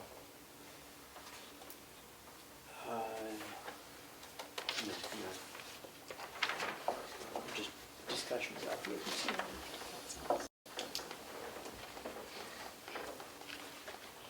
Yeah, we take that up after we vote on the adjustments. Yeah, we have to make the adjustments first. Then we can go back. Right. Yeah. I'm sorry, Representative McDonald. Can the CEO just check her bottom totals? Like for example, you look at administration, that should be a $20,000 increase when we change the, disability, I guess it is. And it's showing the same number as the commissioner proposed number. Oh, you still need that. Right, I think that'll change once we adopt it. This is just what. Okay, so these aren't the, with the change in, okay. No, these are just the approval of the contract. These are what we need, this is what we need to fund for that contract. Okay, thank you. Yep.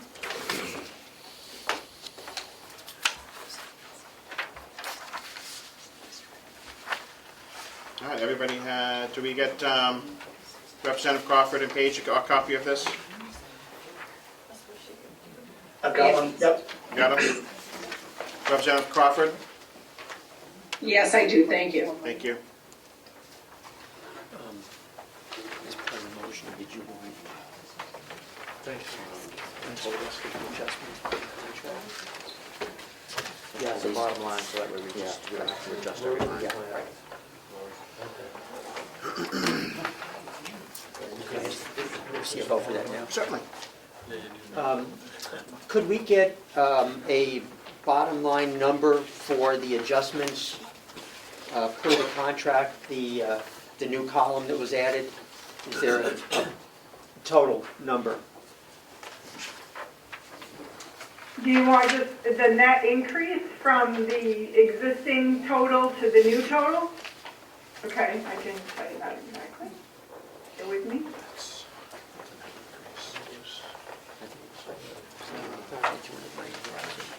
Yeah, we need, right.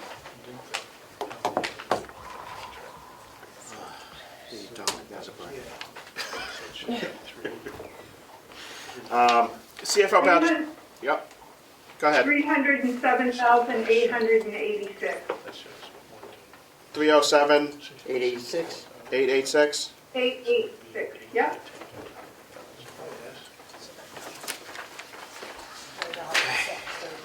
And that includes all the increases and decreases,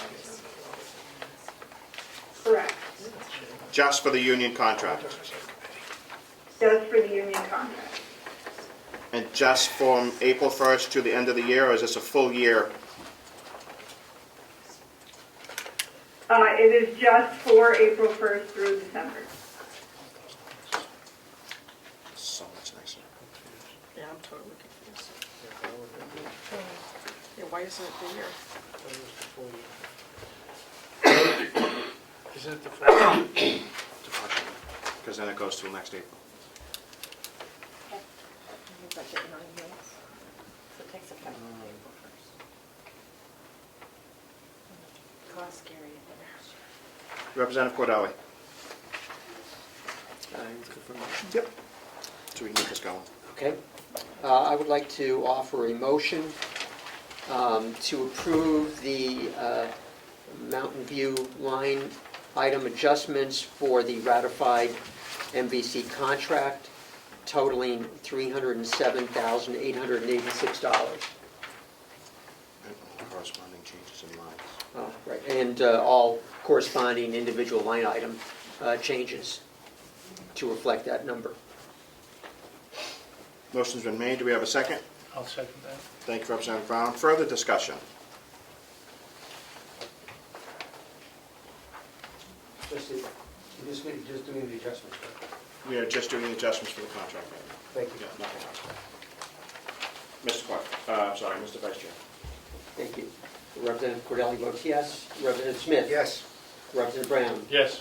Representative Crawford? Yes. Representative McDonald? Yes.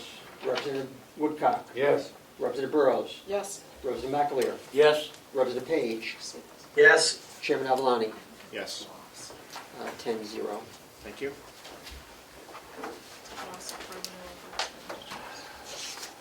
So we've made the adjustments to the Mountain View Community budget for the ratified contract that we've just approved, and the commissioners have approved, and labor has approved. Further discussion. Representative Cordelli. Thank you. I would like to go back to the agency staffing line. I'm not sure that $300,000 is the right number for that line item, given that the contract with the salary increases will take effect in a few weeks. I think that that might be high to start with, but I also think that that number should be reflective of a decrease in the salary line in probably 007 and whatever other lines might be appropriate to adjust for the agency staffing line.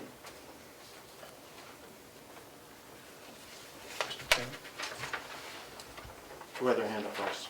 Representative Brown. So can I ask a question along that line? Because I agree with Representative Cordelli, I guess from the management team, based on a subcommittee meeting, they were projecting how much they were going to spend on agency before, and that's why we decided at the time for the subcommittee to add that $300,000 back in. So I guess I would ask what we're currently projecting for agency, and then also along the same lines as Representative Cordelli, I would like to see us reduce the 007 line. I think the Bonnie, indicated that we were currently 1.4 million high in that line item. So what would be the appropriate amount to adjust that line item down? So that's kind of the questions I'm asking of the people that are doing the work. Those two specific Yes, questions? those two questions. Thank you. The projection of agency staff was the first question that you had asked. And I think if I'm accurate, we had it projected in 2 months, we had spent $107,000. And that going forward, we probably will see a few more months, or a couple more months at least, of that, until we can hopefully get staff in the door and then cut the contracts and feather them out so that they're not all happening at the same time, but as we bring in new staff, get rid of the agency staff out as well. So I don't know, what we talked about was we projected that if we continue going at the pattern that we were at, we probably run around $600,000 for the year. And so when we had talked about it, cutting it back to 300, we're probably close to 200 right about at this point in time of spending. Follow up, Mr. Chairman. Do you have to, for the second question? To that question there. Okay. So I guess it's really along those lines, but what are the commissioners' thoughts on that same thought process that I had in regard to adjusting the line items? Because really I would expect that they would have a opinion on that as well, based on their work with the budget. If the commissioners wish, if either one, if you wish to, if not, I can answer the question for you. The commissioners have sent their budget to us. Yeah. It's up to us to make the adjustments as we see fit for them to execute the budget when we pass it. Okay. So, So- Mr. Chairman, do you have an opinion on that? It is going to be the will of the delegation and the directions that we go. Okay. All right. Commissioner Platts, would you like to I opine? do have one comment, which is, we are doing market studies. They are not completed. And we're going to be looking at that for all medical staff. And we may need some money in the budget to make adjustments as appropriate for medical staff. I don't have that number. Maybe Paula and Dee could shed some light on it. They had some ideas. It's not complete. So we've been waiting for this union contract to go through, and now we're going to be doing some market studies over the next couple of months to see where we need to go. So keep enough in there. I know there's excess in payroll as we sit here now, but keep some in there to make adjustments as needed. So. Representative Brown, is your follow-up? No. Representative Burrows. Yes, thank you. I just would like to say I'd be really concerned reducing the salary line at this juncture, given how, if we're going to reduce the agency and overtime, I don't understand why we would even consider lowering that.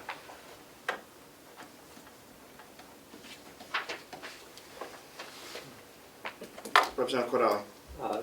Thank you. I think as we know that there are somewhere in the neighborhood of 20 to 25 vacant positions included in the salary line. As we fill those positions, we will need less agency staff. So the use of funds for agency will decrease as time progresses, as I think the Commissioner was alluding to. So I see that with the vacant positions fully included in the salary line, it would be wrong to just add numbers to the agency line without adjusting the salary line down. I don't, if I could follow up? Please. Based on what I think I heard was that the 2-month level for agency staffing this year, the cost is $107,000. And I take that to being January and February? Yes. Okay. So if we include March and April at the same rates, that would be approximately $215,000, let's say, for the 4-month period. Would that be correct with your estimates? Yes, that'd be Okay. fair. And one more follow-up? Please. With the approved contract effective April 1st, when would the commissioners begin the hiring process? Right at April 1st or in advance based on the approved contract? I think we would hire as soon as we could. I mean, I don't think we're going to hold off till April if we get applicants. Absolutely no. Right, okay. Thank you. So if you take the April 1st number, we've already exhausted one quarter of the budget, and there was no savings in that first quarter to cover the agency fees out of the lines that the agency fees, the agency staff is covering? What was the question? In the first quarter, we were underspent 310,000 in the salary line. The first quarter meaning through last Friday, the 17th. And that's across all departments? Yes, it is. Representative Burrows. Yes, thank you. I would just say, I mean, there's a nursing shortage, all different levels, all over the state. So I think we need to be cautious. I think we're being a little overly optimistic saying that we can fill 20 to 25 positions in ready order because, reality is other nursing homes and hospitals are experiencing same thing, some of them worse, some of them better. So, I think we need to make Mountain View desirable for, on many different fronts in order to attract people, but I don't think it's going to be as easy as perhaps we think it is.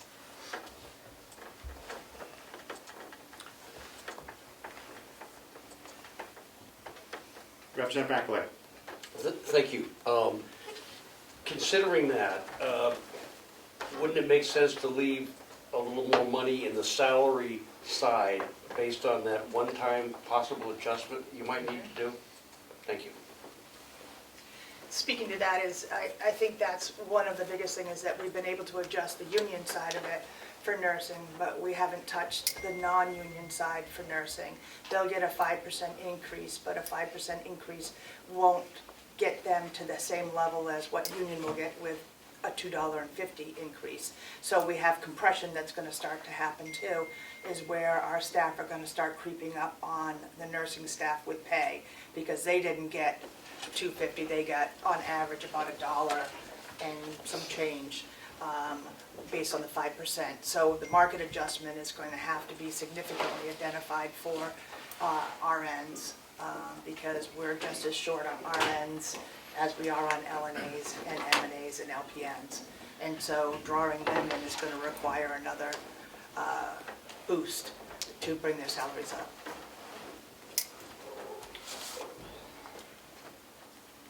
Representative Cordell. Thank you. So if we left the agency line at the proposed $300,000 from the subcommittee and took that $300,000 from the salary line, there still would be over $1 million in vacant positions funding left in that salary line. Is that correct?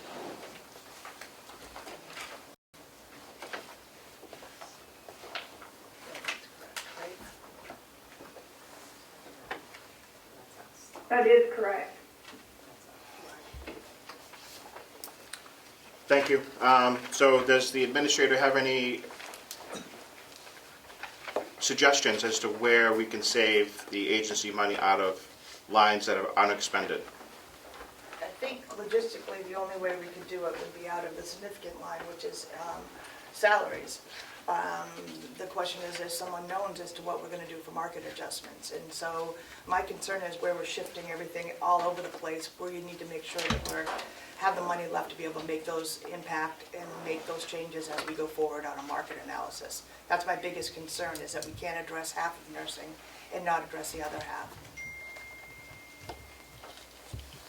So the half that we already adjusted, how many open positions are there in that line? In the one that we already adjusted? Because we just took it from 3.3 to 3.5. So we just added 200,000 and change to the LNA line. 15. And then we also have to remember too is that it's kind of like we use per diems too out of the salary line items, the people that we have to bring in to cover shifts. So we have per diems as well as agency staff, and per diems are just, people who will pick up a few shifts here and there, but that comes out of our salary staff line item as well.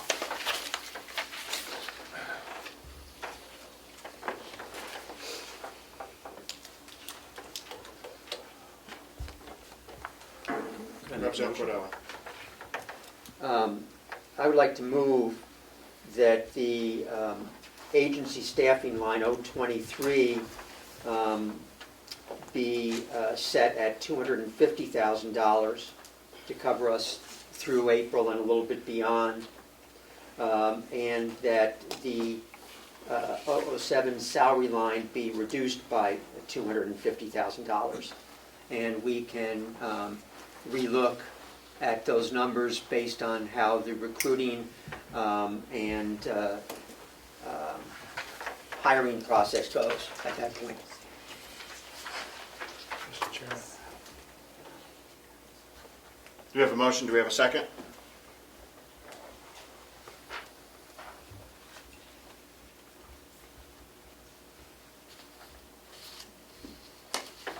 Okay. Motion fails. Representative Brown, you got a question? So, along the same lines that Representative Cordelli was going, I'd like to ask the team, basically, I feel like $300,000 for the agency is not unreasonable to leave in there.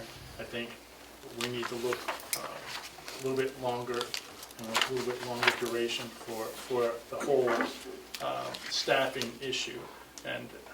But I also think that based on what Representative Burrows said about the time period it looks like we're going to take to hire people, that we should have a reduction in what the overall salary line should be. But you're talking about the non-union nurses and about having to make an adjustment for that. Then you're talking about we're going to make a contract adjustment here moving forward. And then we also have agency that we're going to have to expend money on. So the problem is we keep bouncing around these three items. Based on what you know and what you've been talking about since we've been reviewing the stuff on the budget, I would like to know what you think is going to be a realistic adjustment for the non-union staff, nursing staff. What you think we're going to be able to do. We're not going to speak about raises for employees. What I'm saying, the problem is that we have no guidance on what we're going for those three categories. And I think based on what we've been talking about, we need to have a realistic estimate about what we're going to expend through the year. Because otherwise we're just guessing. We're saying, is it going to be $200,000 as Representative Cordelli said for the next few months? Is it going to be $300,000? When we had the subcommittee, you mentioned between $400,000 and $600,000. It's like, I don't have a good number that I'm comfortable voting on, right, or even seconding a motion right now. So what I'm saying is, there should be some guidance from what you folks are recommending to say, this is what we think we need. And I'm not looking for an exact dollar number for each category. I'm saying we should have a number based on what the management team is saying they need, so that we can make an educated estimate of what we want to spend. Because otherwise we're just saying, oh, agency this, the union this, the non-union that. I think based on my experience budgeting, you have an idea of what you think you need to spend. And I'm looking for a total number on those several line items. Because otherwise, we're just going to be coming back here in a very short time period to make another adjustment. Which we're going to have to do anyways, but I think, I'm not comfortable just saying we're going to leave $200,000 here and leave $1.4 million over here. So I need something better than what we've been getting. Thank you. Representative McAleer. Thank you, Mr. Chairman. I think they've done exactly what you're asking for. This is an impossible figure to pinpoint. We don't know how many nurses are available. As Representative Burrows said, there's a lot of demand for all of them. I would make a motion to keep the numbers exactly where they are for salary and exactly that $300,000 for agency. I will make that motion. Thank you.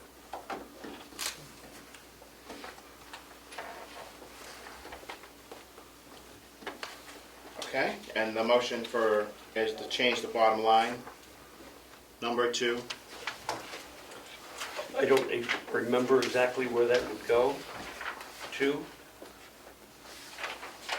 I have a number for you. $17,426,311.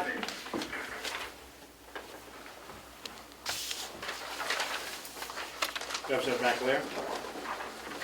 And that is not on the last sheet that you gave us, but on the original budget. Say that again, 17 million? $17,426,311.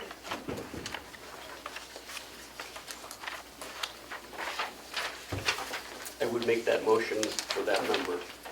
Thank you. Do we have a second? I'll second for discussion. Thank you, Representative McDonald. Representative Cordelli? Thank you. I will be voting no on this motion.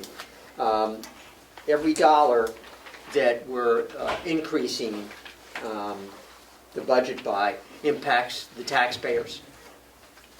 To just say, well, we're not sure, so we're just going to increase taxes, I think is, someone talked about being irresponsible.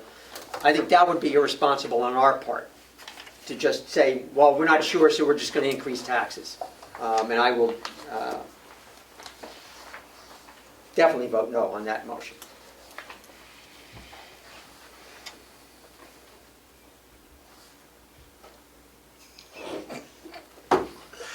Let me look up. Representative Burrows? Okay, thank you. I just think that we need to be really careful here. Really careful, because I agree this impacts the taxpayers, but the residents and the taxpayers are looking really closely at this nursing home. They've expressed, I've gotten a lot of concerns about the stability of the nursing home, and people have expressed concern to me about their parents, their loved ones there. So if we make some irresponsible financial decisions, it's going to be on us, both the delegation and the commissioners. It's going to be on us, and I just think we need to take care and make sure that we're doing the right thing for the nursing home, which is something that probably most of us are going to need at some point in time. Representative McDonald? Okay, thank you, Mr. Chairman. Put your hand up. I know I did. Okay. I just got a question for the director. You've worked on the budget, okay? Does this budget ensure that all those patients over there are going to be safely taken care of and everything's going to meet their needs for the patients over there? Absolutely. That's another quick question. Follow up. As you're the supervisor or manager of that entire agency over there, what, if anything, could you offer that we could save additional money out of the budget that we take out of the budget this time?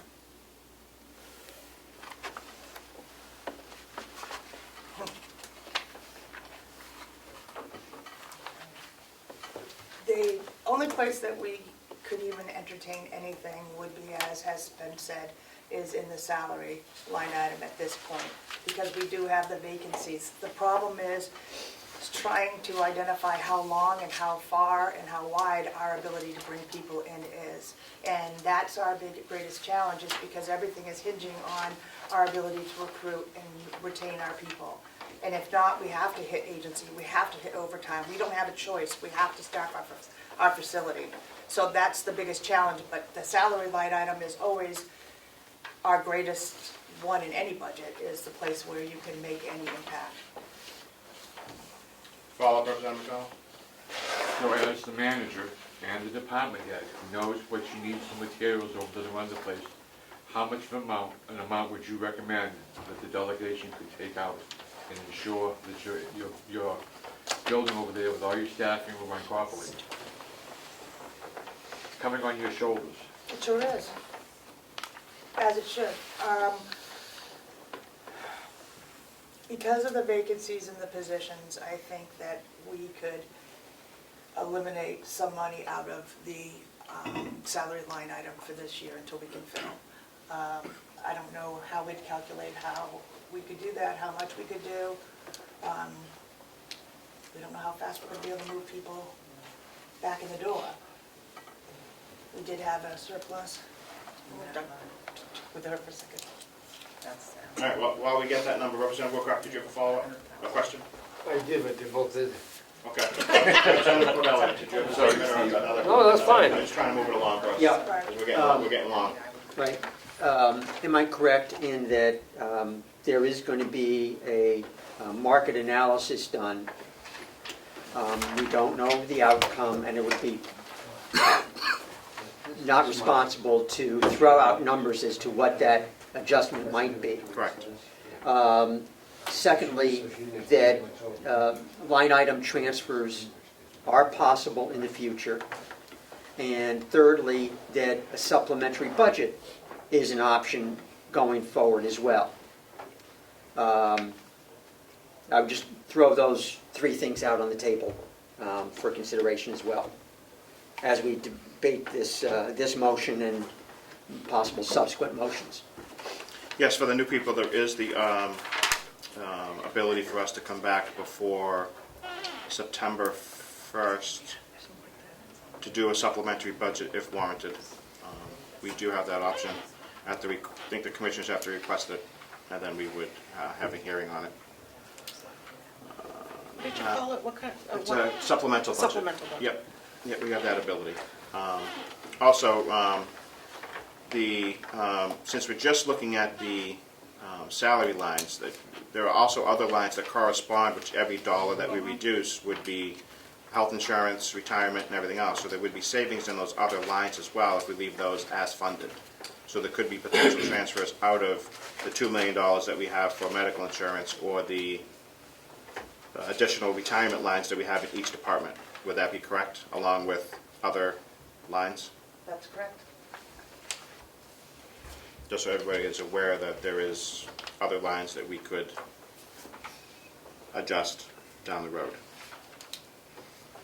Especially since we have a number of positions that are not taking health insurance as of right now, and the vacant positions don't take health insurance, even though we funded these for a full 1 year, based on an average of what the past usage has been. Right. Thank you. Representative Woodcock, please. Thank you, Chair. What is the current vacancy percentage, or guess rate percentage? This month just came out, we were at 88% occupancy. We've ran pretty much through the COVID and everything right around 95%, 87%. We're a little bit less. We had numerous people pass away. But we are running anywhere between 87 and about 89% right now, the last few months. Follow-up? Thank you. In terms of converting that number into people, or guests, Beds. yeah, how many is that? So that would be, out of that, we have 103 beds, and so we're running right around 80 to 20, 28? 90, 95, somewhere between 90 and 94 right now we've been at. Okay, so how many beds, how many yeah, I'm trying to get the same answer. How many, in terms I can understand, I couldn't ever get to understand the $100,000 that was cut, and I don't see it, but now I'm trying to just find out beds. How many beds are open right now? How many are open? We are open at, what, 9, 8 beds? 8 or 9. We got 8 or 9 beds right now. So there's nine guests that are vacant. Okay, thank you. Thank you. You're welcome. Anybody outside? I saw other hands too. No? We have a motion and a second for any further discussion. Repeat the motion, please. I had it as increasing the Mountain View community budget to $17,426,311. Mr. Chairman? Yes. I still have an open question to be answered about where she would take that cut, if I could, please. Please, you can certainly follow up on that. I apologize. I apologize as well. We could probably reduce our salary line item by $100,000 Thank you very much. with the vacant positions. I would not want to go any higher than that because it might impede our ability to raise the pay and things along that line, but I think we could do that and the associated line items that would follow along suit with that. Which line would you be identifying for a reduction? That would be point. Department and then? Nursing, which would be 4413, and it would be 007.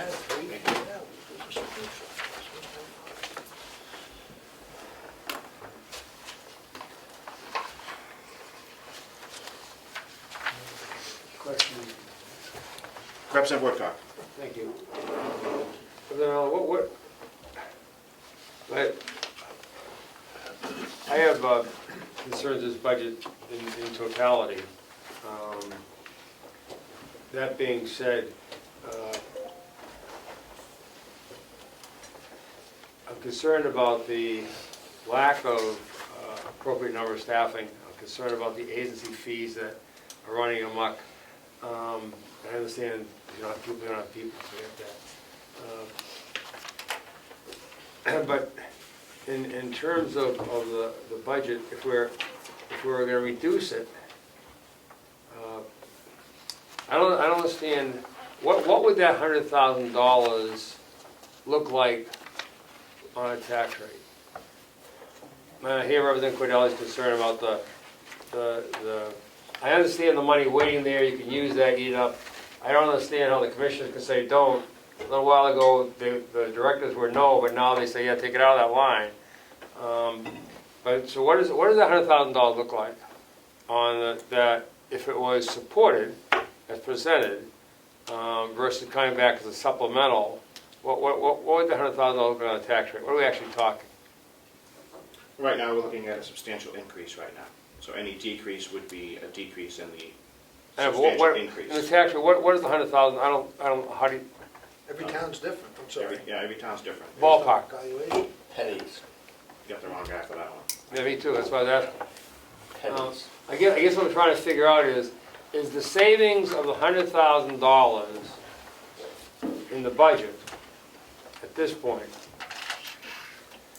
more valuable than leaving it in the budget so they have full staffing capabilities and not having to come back for supplemental budget.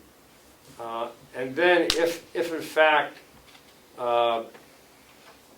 they don't need it, we still run into at the end of the year, I mean, you had $750,000 they didn't use. Mm-hmm. So, and that's going to go back to where? It goes back into your undesignated fund balance. Right, to reduce the potentially to reduce the tax rate. The next year. So yes, Yep. so it's going to negate the impact Correct. if they don't use it. So, It won't so- negate the impact this year, it'll negate the impact the next year. That's correct. So it's almost like paying it forward. I'm just concerned that I'd rather pay it forward with a chance to recoup it at the end of the year, bring it back to the taxes, than leave the staffing and the management in a hand without any capabilities to do it and be short and keep nickel and diming it across the month. I think it's just the wrong sign. I sure think they want a supplemental budget, but I understand not overpaying. I get that. But if they don't use it, if they could fill our staff with a blessing earlier, it's going to come back to next year's tax rate. But if they need it, they've already taken it out, then we're really stuck. We're just going to cannibalize the rest of their budget. So that's what concerns me. Paying out, I may confuse people, but that's my concern. Did that confuse you? Yeah. Always confused. Okay. Yep. So the contract increased the budget $307,000, and the additional $300,000 for the agency fee. So we've, as from the commissioner's proposal, we've increased their budget $607,000. To have finding some savings is in order. Representative McAlady, you had your hand up. Yes, Mr. Chairman. Correct me if I'm wrong, that $700,000 does not go into the Mountain View budget. It goes into basically the general account of the county. Is that correct? It goes into the unfunded fund balance, yes. Right. Yeah, because it's a surplus it's basically a budget surplus. Right. Representative Cordelli. Thank you. I would just disagree with the characterization that we would be cannibalizing the budget. Line items happen on a regular basis, line item transfers happen on a regular basis. We know that every year we are spending less than budgeted. There will be, as we go forward, lines that we will see, where the percentage spent is under what is projected. And line items would be, transfers would be totally appropriate to move into agency staff or any other line item that we see as necessary.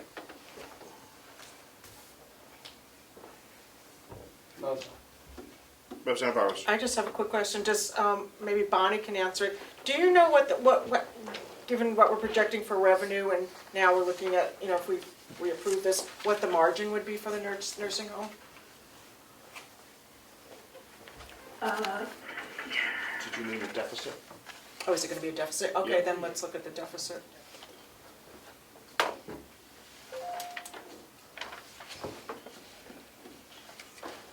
A deficit is A deficit of $5,143,143. And do you know what that is 5 percentage-wise? million, pardon me? Do you know what that is percentage-wise?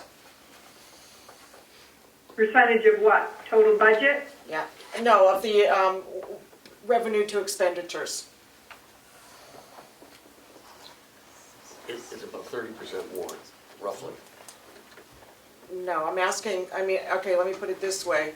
The average nursing home has a 4% positive margin. So where are we at?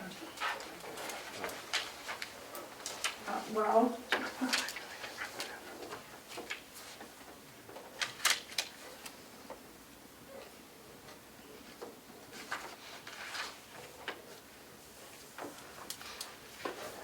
That's not all I wish she's doing that. What is our? we're at a deficit of about 30%.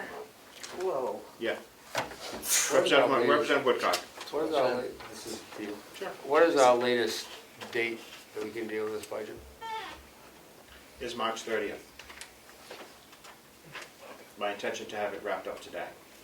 I know what they were, I'm just asking what it is. Thank you. We're only going to have the CFO for a little while longer, so if you have any further questions. I just, Representative Crawford has a hand. Representative Crawford?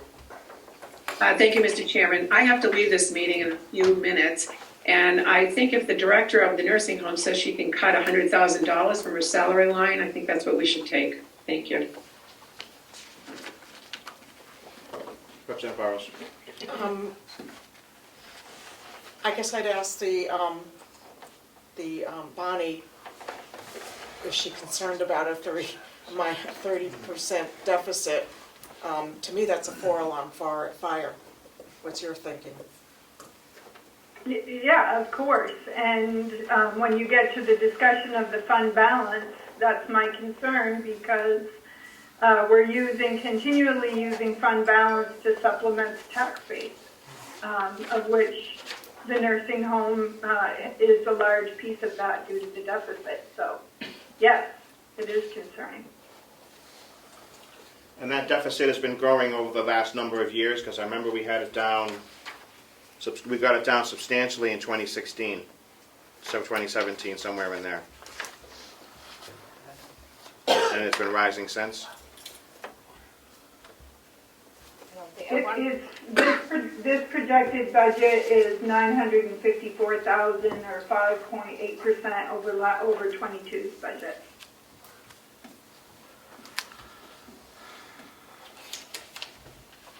Representative Burrows. I'd just like to make a suggestion. I know that the former administrator, Howie Chandler, has offered his services as a consultant pro bono. I know you're shaking your head, Commissioner, but I believe when he was running the place, it was a positive margin. I just don't know why we wouldn't take him up on it, or at least find somebody who can help us, because I don't see us working, I don't see how we're solving this problem.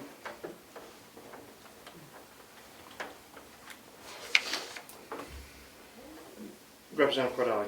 I would just point out that we have a motion on the table. Representative Woodcock. Thank you. Just to the motion. Can I ask the CEO? Sure. CFO, rather. Bonnie, just what is your recommendation?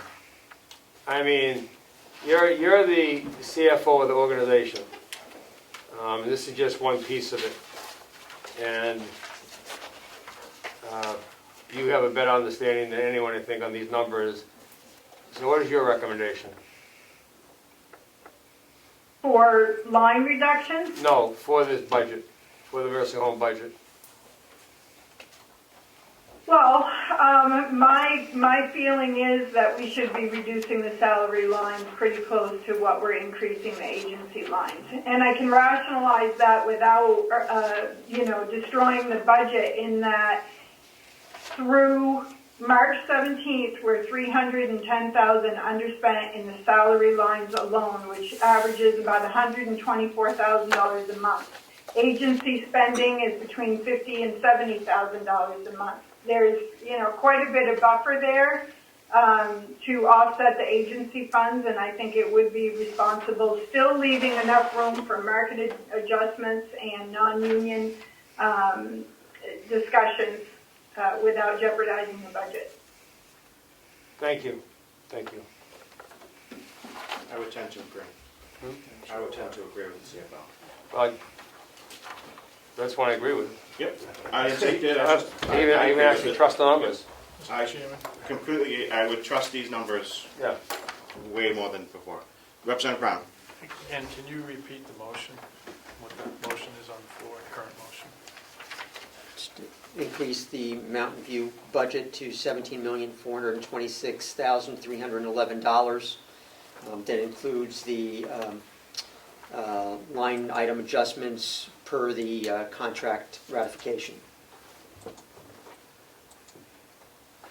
Yes? So has nothing, so we have not, with that line item, we have not adjusted down anything? Nothing. Okay. Nope. Thank you.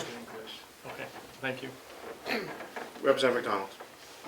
After the extensive discussion, would it be possible for me to remove my second Sure. to that motion? Representative Woodcock, would you second that motion? For him to retake his second off? Absolutely. Thank you. Was it Woodcock who made the motion? McDonald removed the second, Yep. Woodcock made the second, we seconded it. Oh, no, I just agree with him.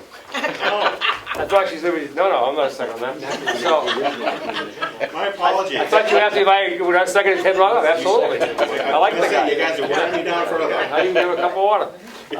Representative Alviani. Representative Woodcock, please. Yeah, so, Yeah, really. what would the motion look like to align itself with the recommendation of the CFO? Do you want the chairman to make that motion? No, I want you to tell me what it would look like.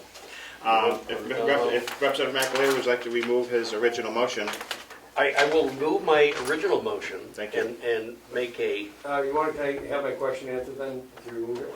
well, I'll tell you exactly what it is. Whatever that number is, less $100,000. And so the number was, But she's delineating a line there. She is. So the motion would look like 4413006, 007, to be moved to 3264,373. That would be the motion.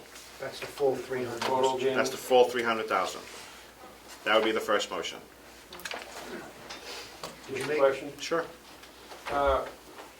Bonnie, does that align with your thinking? That's aligned with what I was thinking. Good, I'll make that motion. Thank you, Representative Woodcock. I will be happy to second that motion. It's not really common, but I appreciate the indulgence. We have a first and a second. We've had significant discussion. Any further discussion? What was that number again? 3264,373. That is the new adjusted number we passed for the budget, for the adoption of the contract.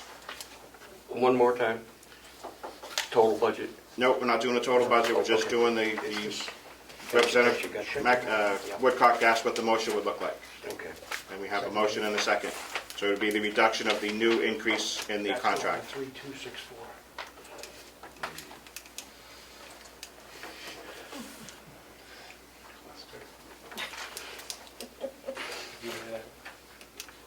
All set, Representative McAleer? Yeah. 326, 3264,373. 373. Yep.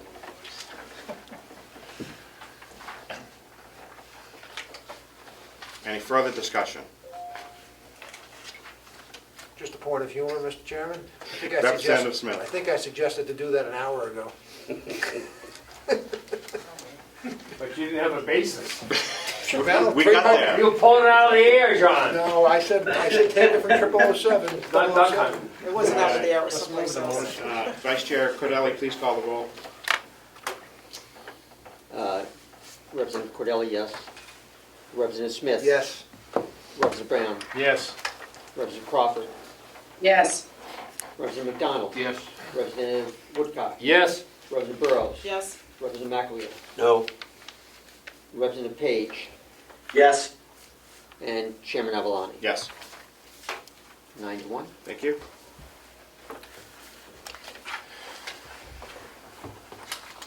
CFO Batchelder, could you give us a quick number on the bottom line on that? Or is there any? 17 million.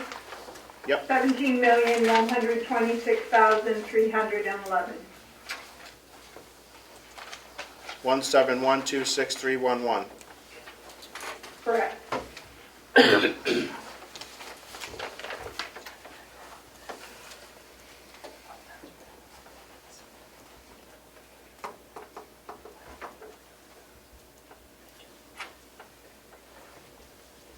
Are we waiting for a motion? Yep. Representative McDonald moves 171266311. Yes. Thank you. Do we have a second? Thank you, Representative Woodcock. Any further discussion?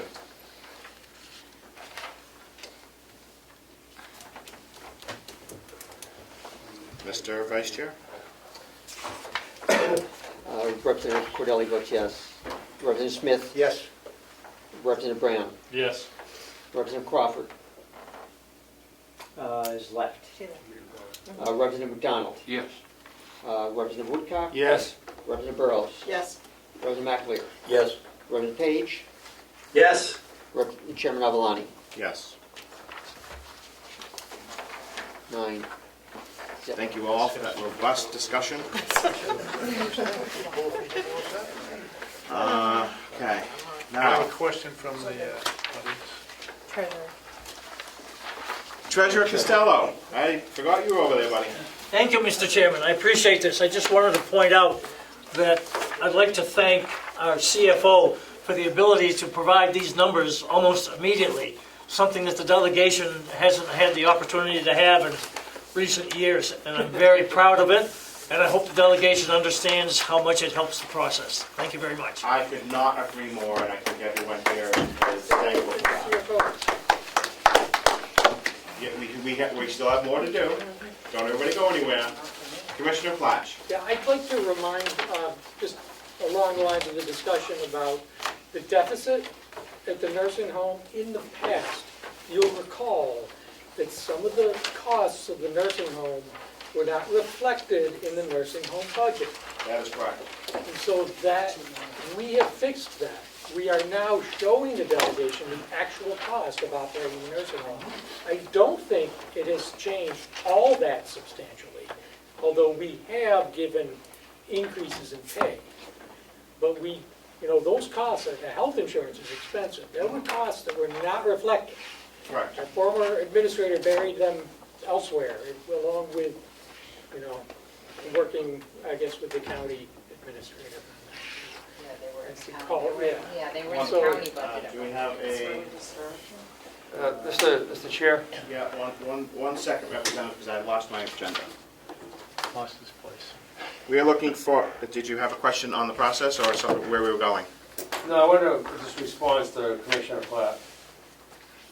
Please. Thank you. It's a comment. I take umbrage with your commentary. That the former administrator buried it with the administrator of the county, what you just said. I think that's totally inaccurate. I think the former administrator, highly touted, highly skilled, and had wonderful management of that operation. And to make an excursion like that on character. I second that. We're looking at a surplus to reduce taxes. CFO Batchelder, you want to give us a quick overview of where our fund balance is? Sure, and I just will tell you I need to leave in exactly 11 minutes. Yep. So I do want to be part of this discussion, and I will try to give you as much as I can. So taking last year's fund balance with the current year deficit, and I believe you all have this spreadsheet. Yep.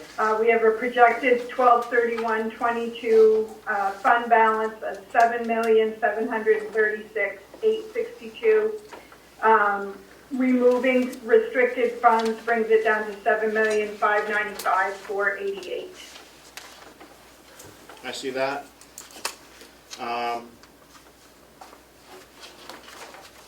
So just to add to that, I've done some calculations off to the side for you. At our current rate of spending using the surplus from the fund balance, we have approximately 2.7 years remaining of fund balance. 1 month of our projected cost is approximately $3.1 million, and that represents about 2.4 months of spending. Correct. Can you tell us the percentage that the DRA recommends that we have in surplus and in reserves? The DRA recommends anywhere between 5 and 15%. And your spreadsheet is stagnant because you don't have the updated figures, but if you give me a second, I will put in the updated figures in this spreadsheet and tell you. But at the bottom of the spreadsheet, you'll see I have calculated all the way from 5% to 17%. I have put in a recommended surplus of $2 million, which would have taxes coming in at $21,386,113.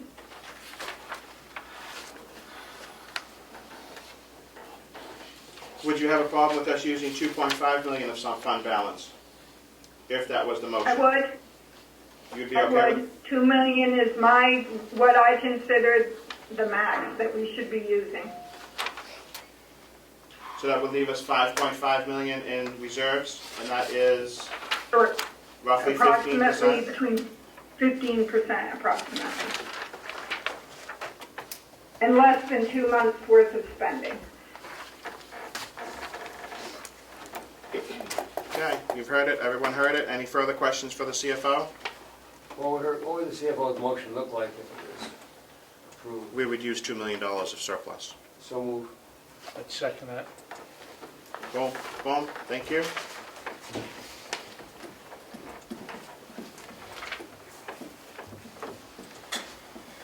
Do you have the final budget number for all the adjustments we've done so far to give us an accurate increase? I have a total budget of $37,482,804, which represents the 5.78% increase. So it's 37. 482,804. And we match here on the ground. Motion and the second for using $2 million of fund balance. Any discussion? Motion by Woodcock? Woodcock, And seconded by Brown. Yep. Any further discussion? Mr. Vice Chair. Representative Cordelli votes yes. Representative Smith? Yes. Representative Brown? Yes. Representative Crawford is gone. Representative McDonald? Yes. Representative Woodcock? Yes. Representative Burrows? Yes. Representative McAleer? Yes. Representative Page? Yes. Chairman Avalani? Yes. 9-0. Thank you. Do we have a final, we have the final overall budget, do we have the final revenue number, which should match? Separate motions, revenue and expenses? 37, it matches. Thank you. And what would be the tax, Amount to be raised in taxes? what would be the amount raised in 21. taxes? 21,386,113.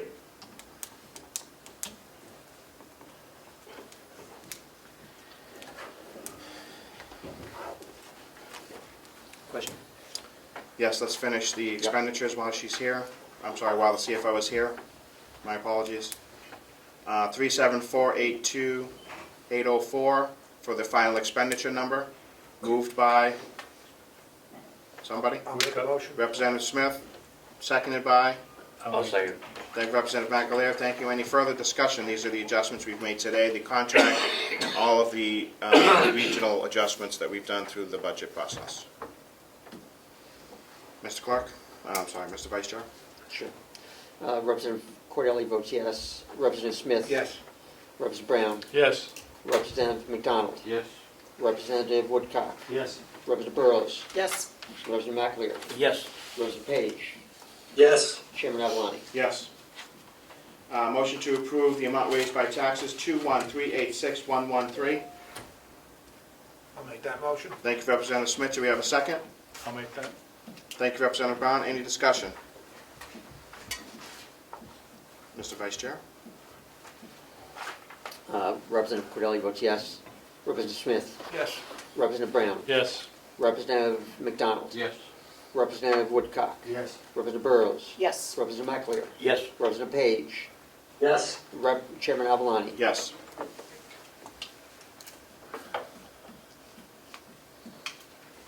Motion for revenue income of 37482,804 to match the expenditures. Moved by Representative Woodcock, seconded by Representative McDonald. I heard that.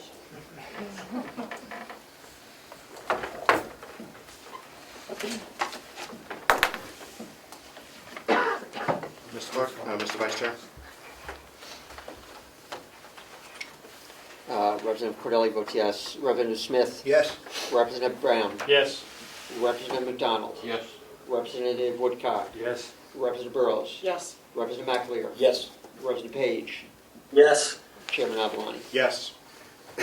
Bonnie, do we need anything else for you? No, you don't. For DRA, we're all set? We will be. Yep. Perfect, thank you. I needed this. You're welcome. And I want to say, Thank you. I want to reiterate the thanks that the delegation has for the updated numbers, the timeliness, and the corresponding trust in these numbers. You're very welcome. Thank you. Have a good day. Thank you. You too. Bye-bye. Nothing missing.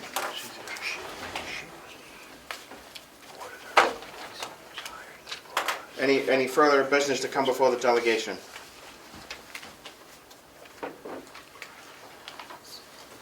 Move to adjourn? Nope. I don't want to adjourn. Not yet. We can't adjourn. We got any public comment? Yes, Fred King from Wolfboro. I'd like to thank the committee here. There's still been a lot of talk about Mountain View.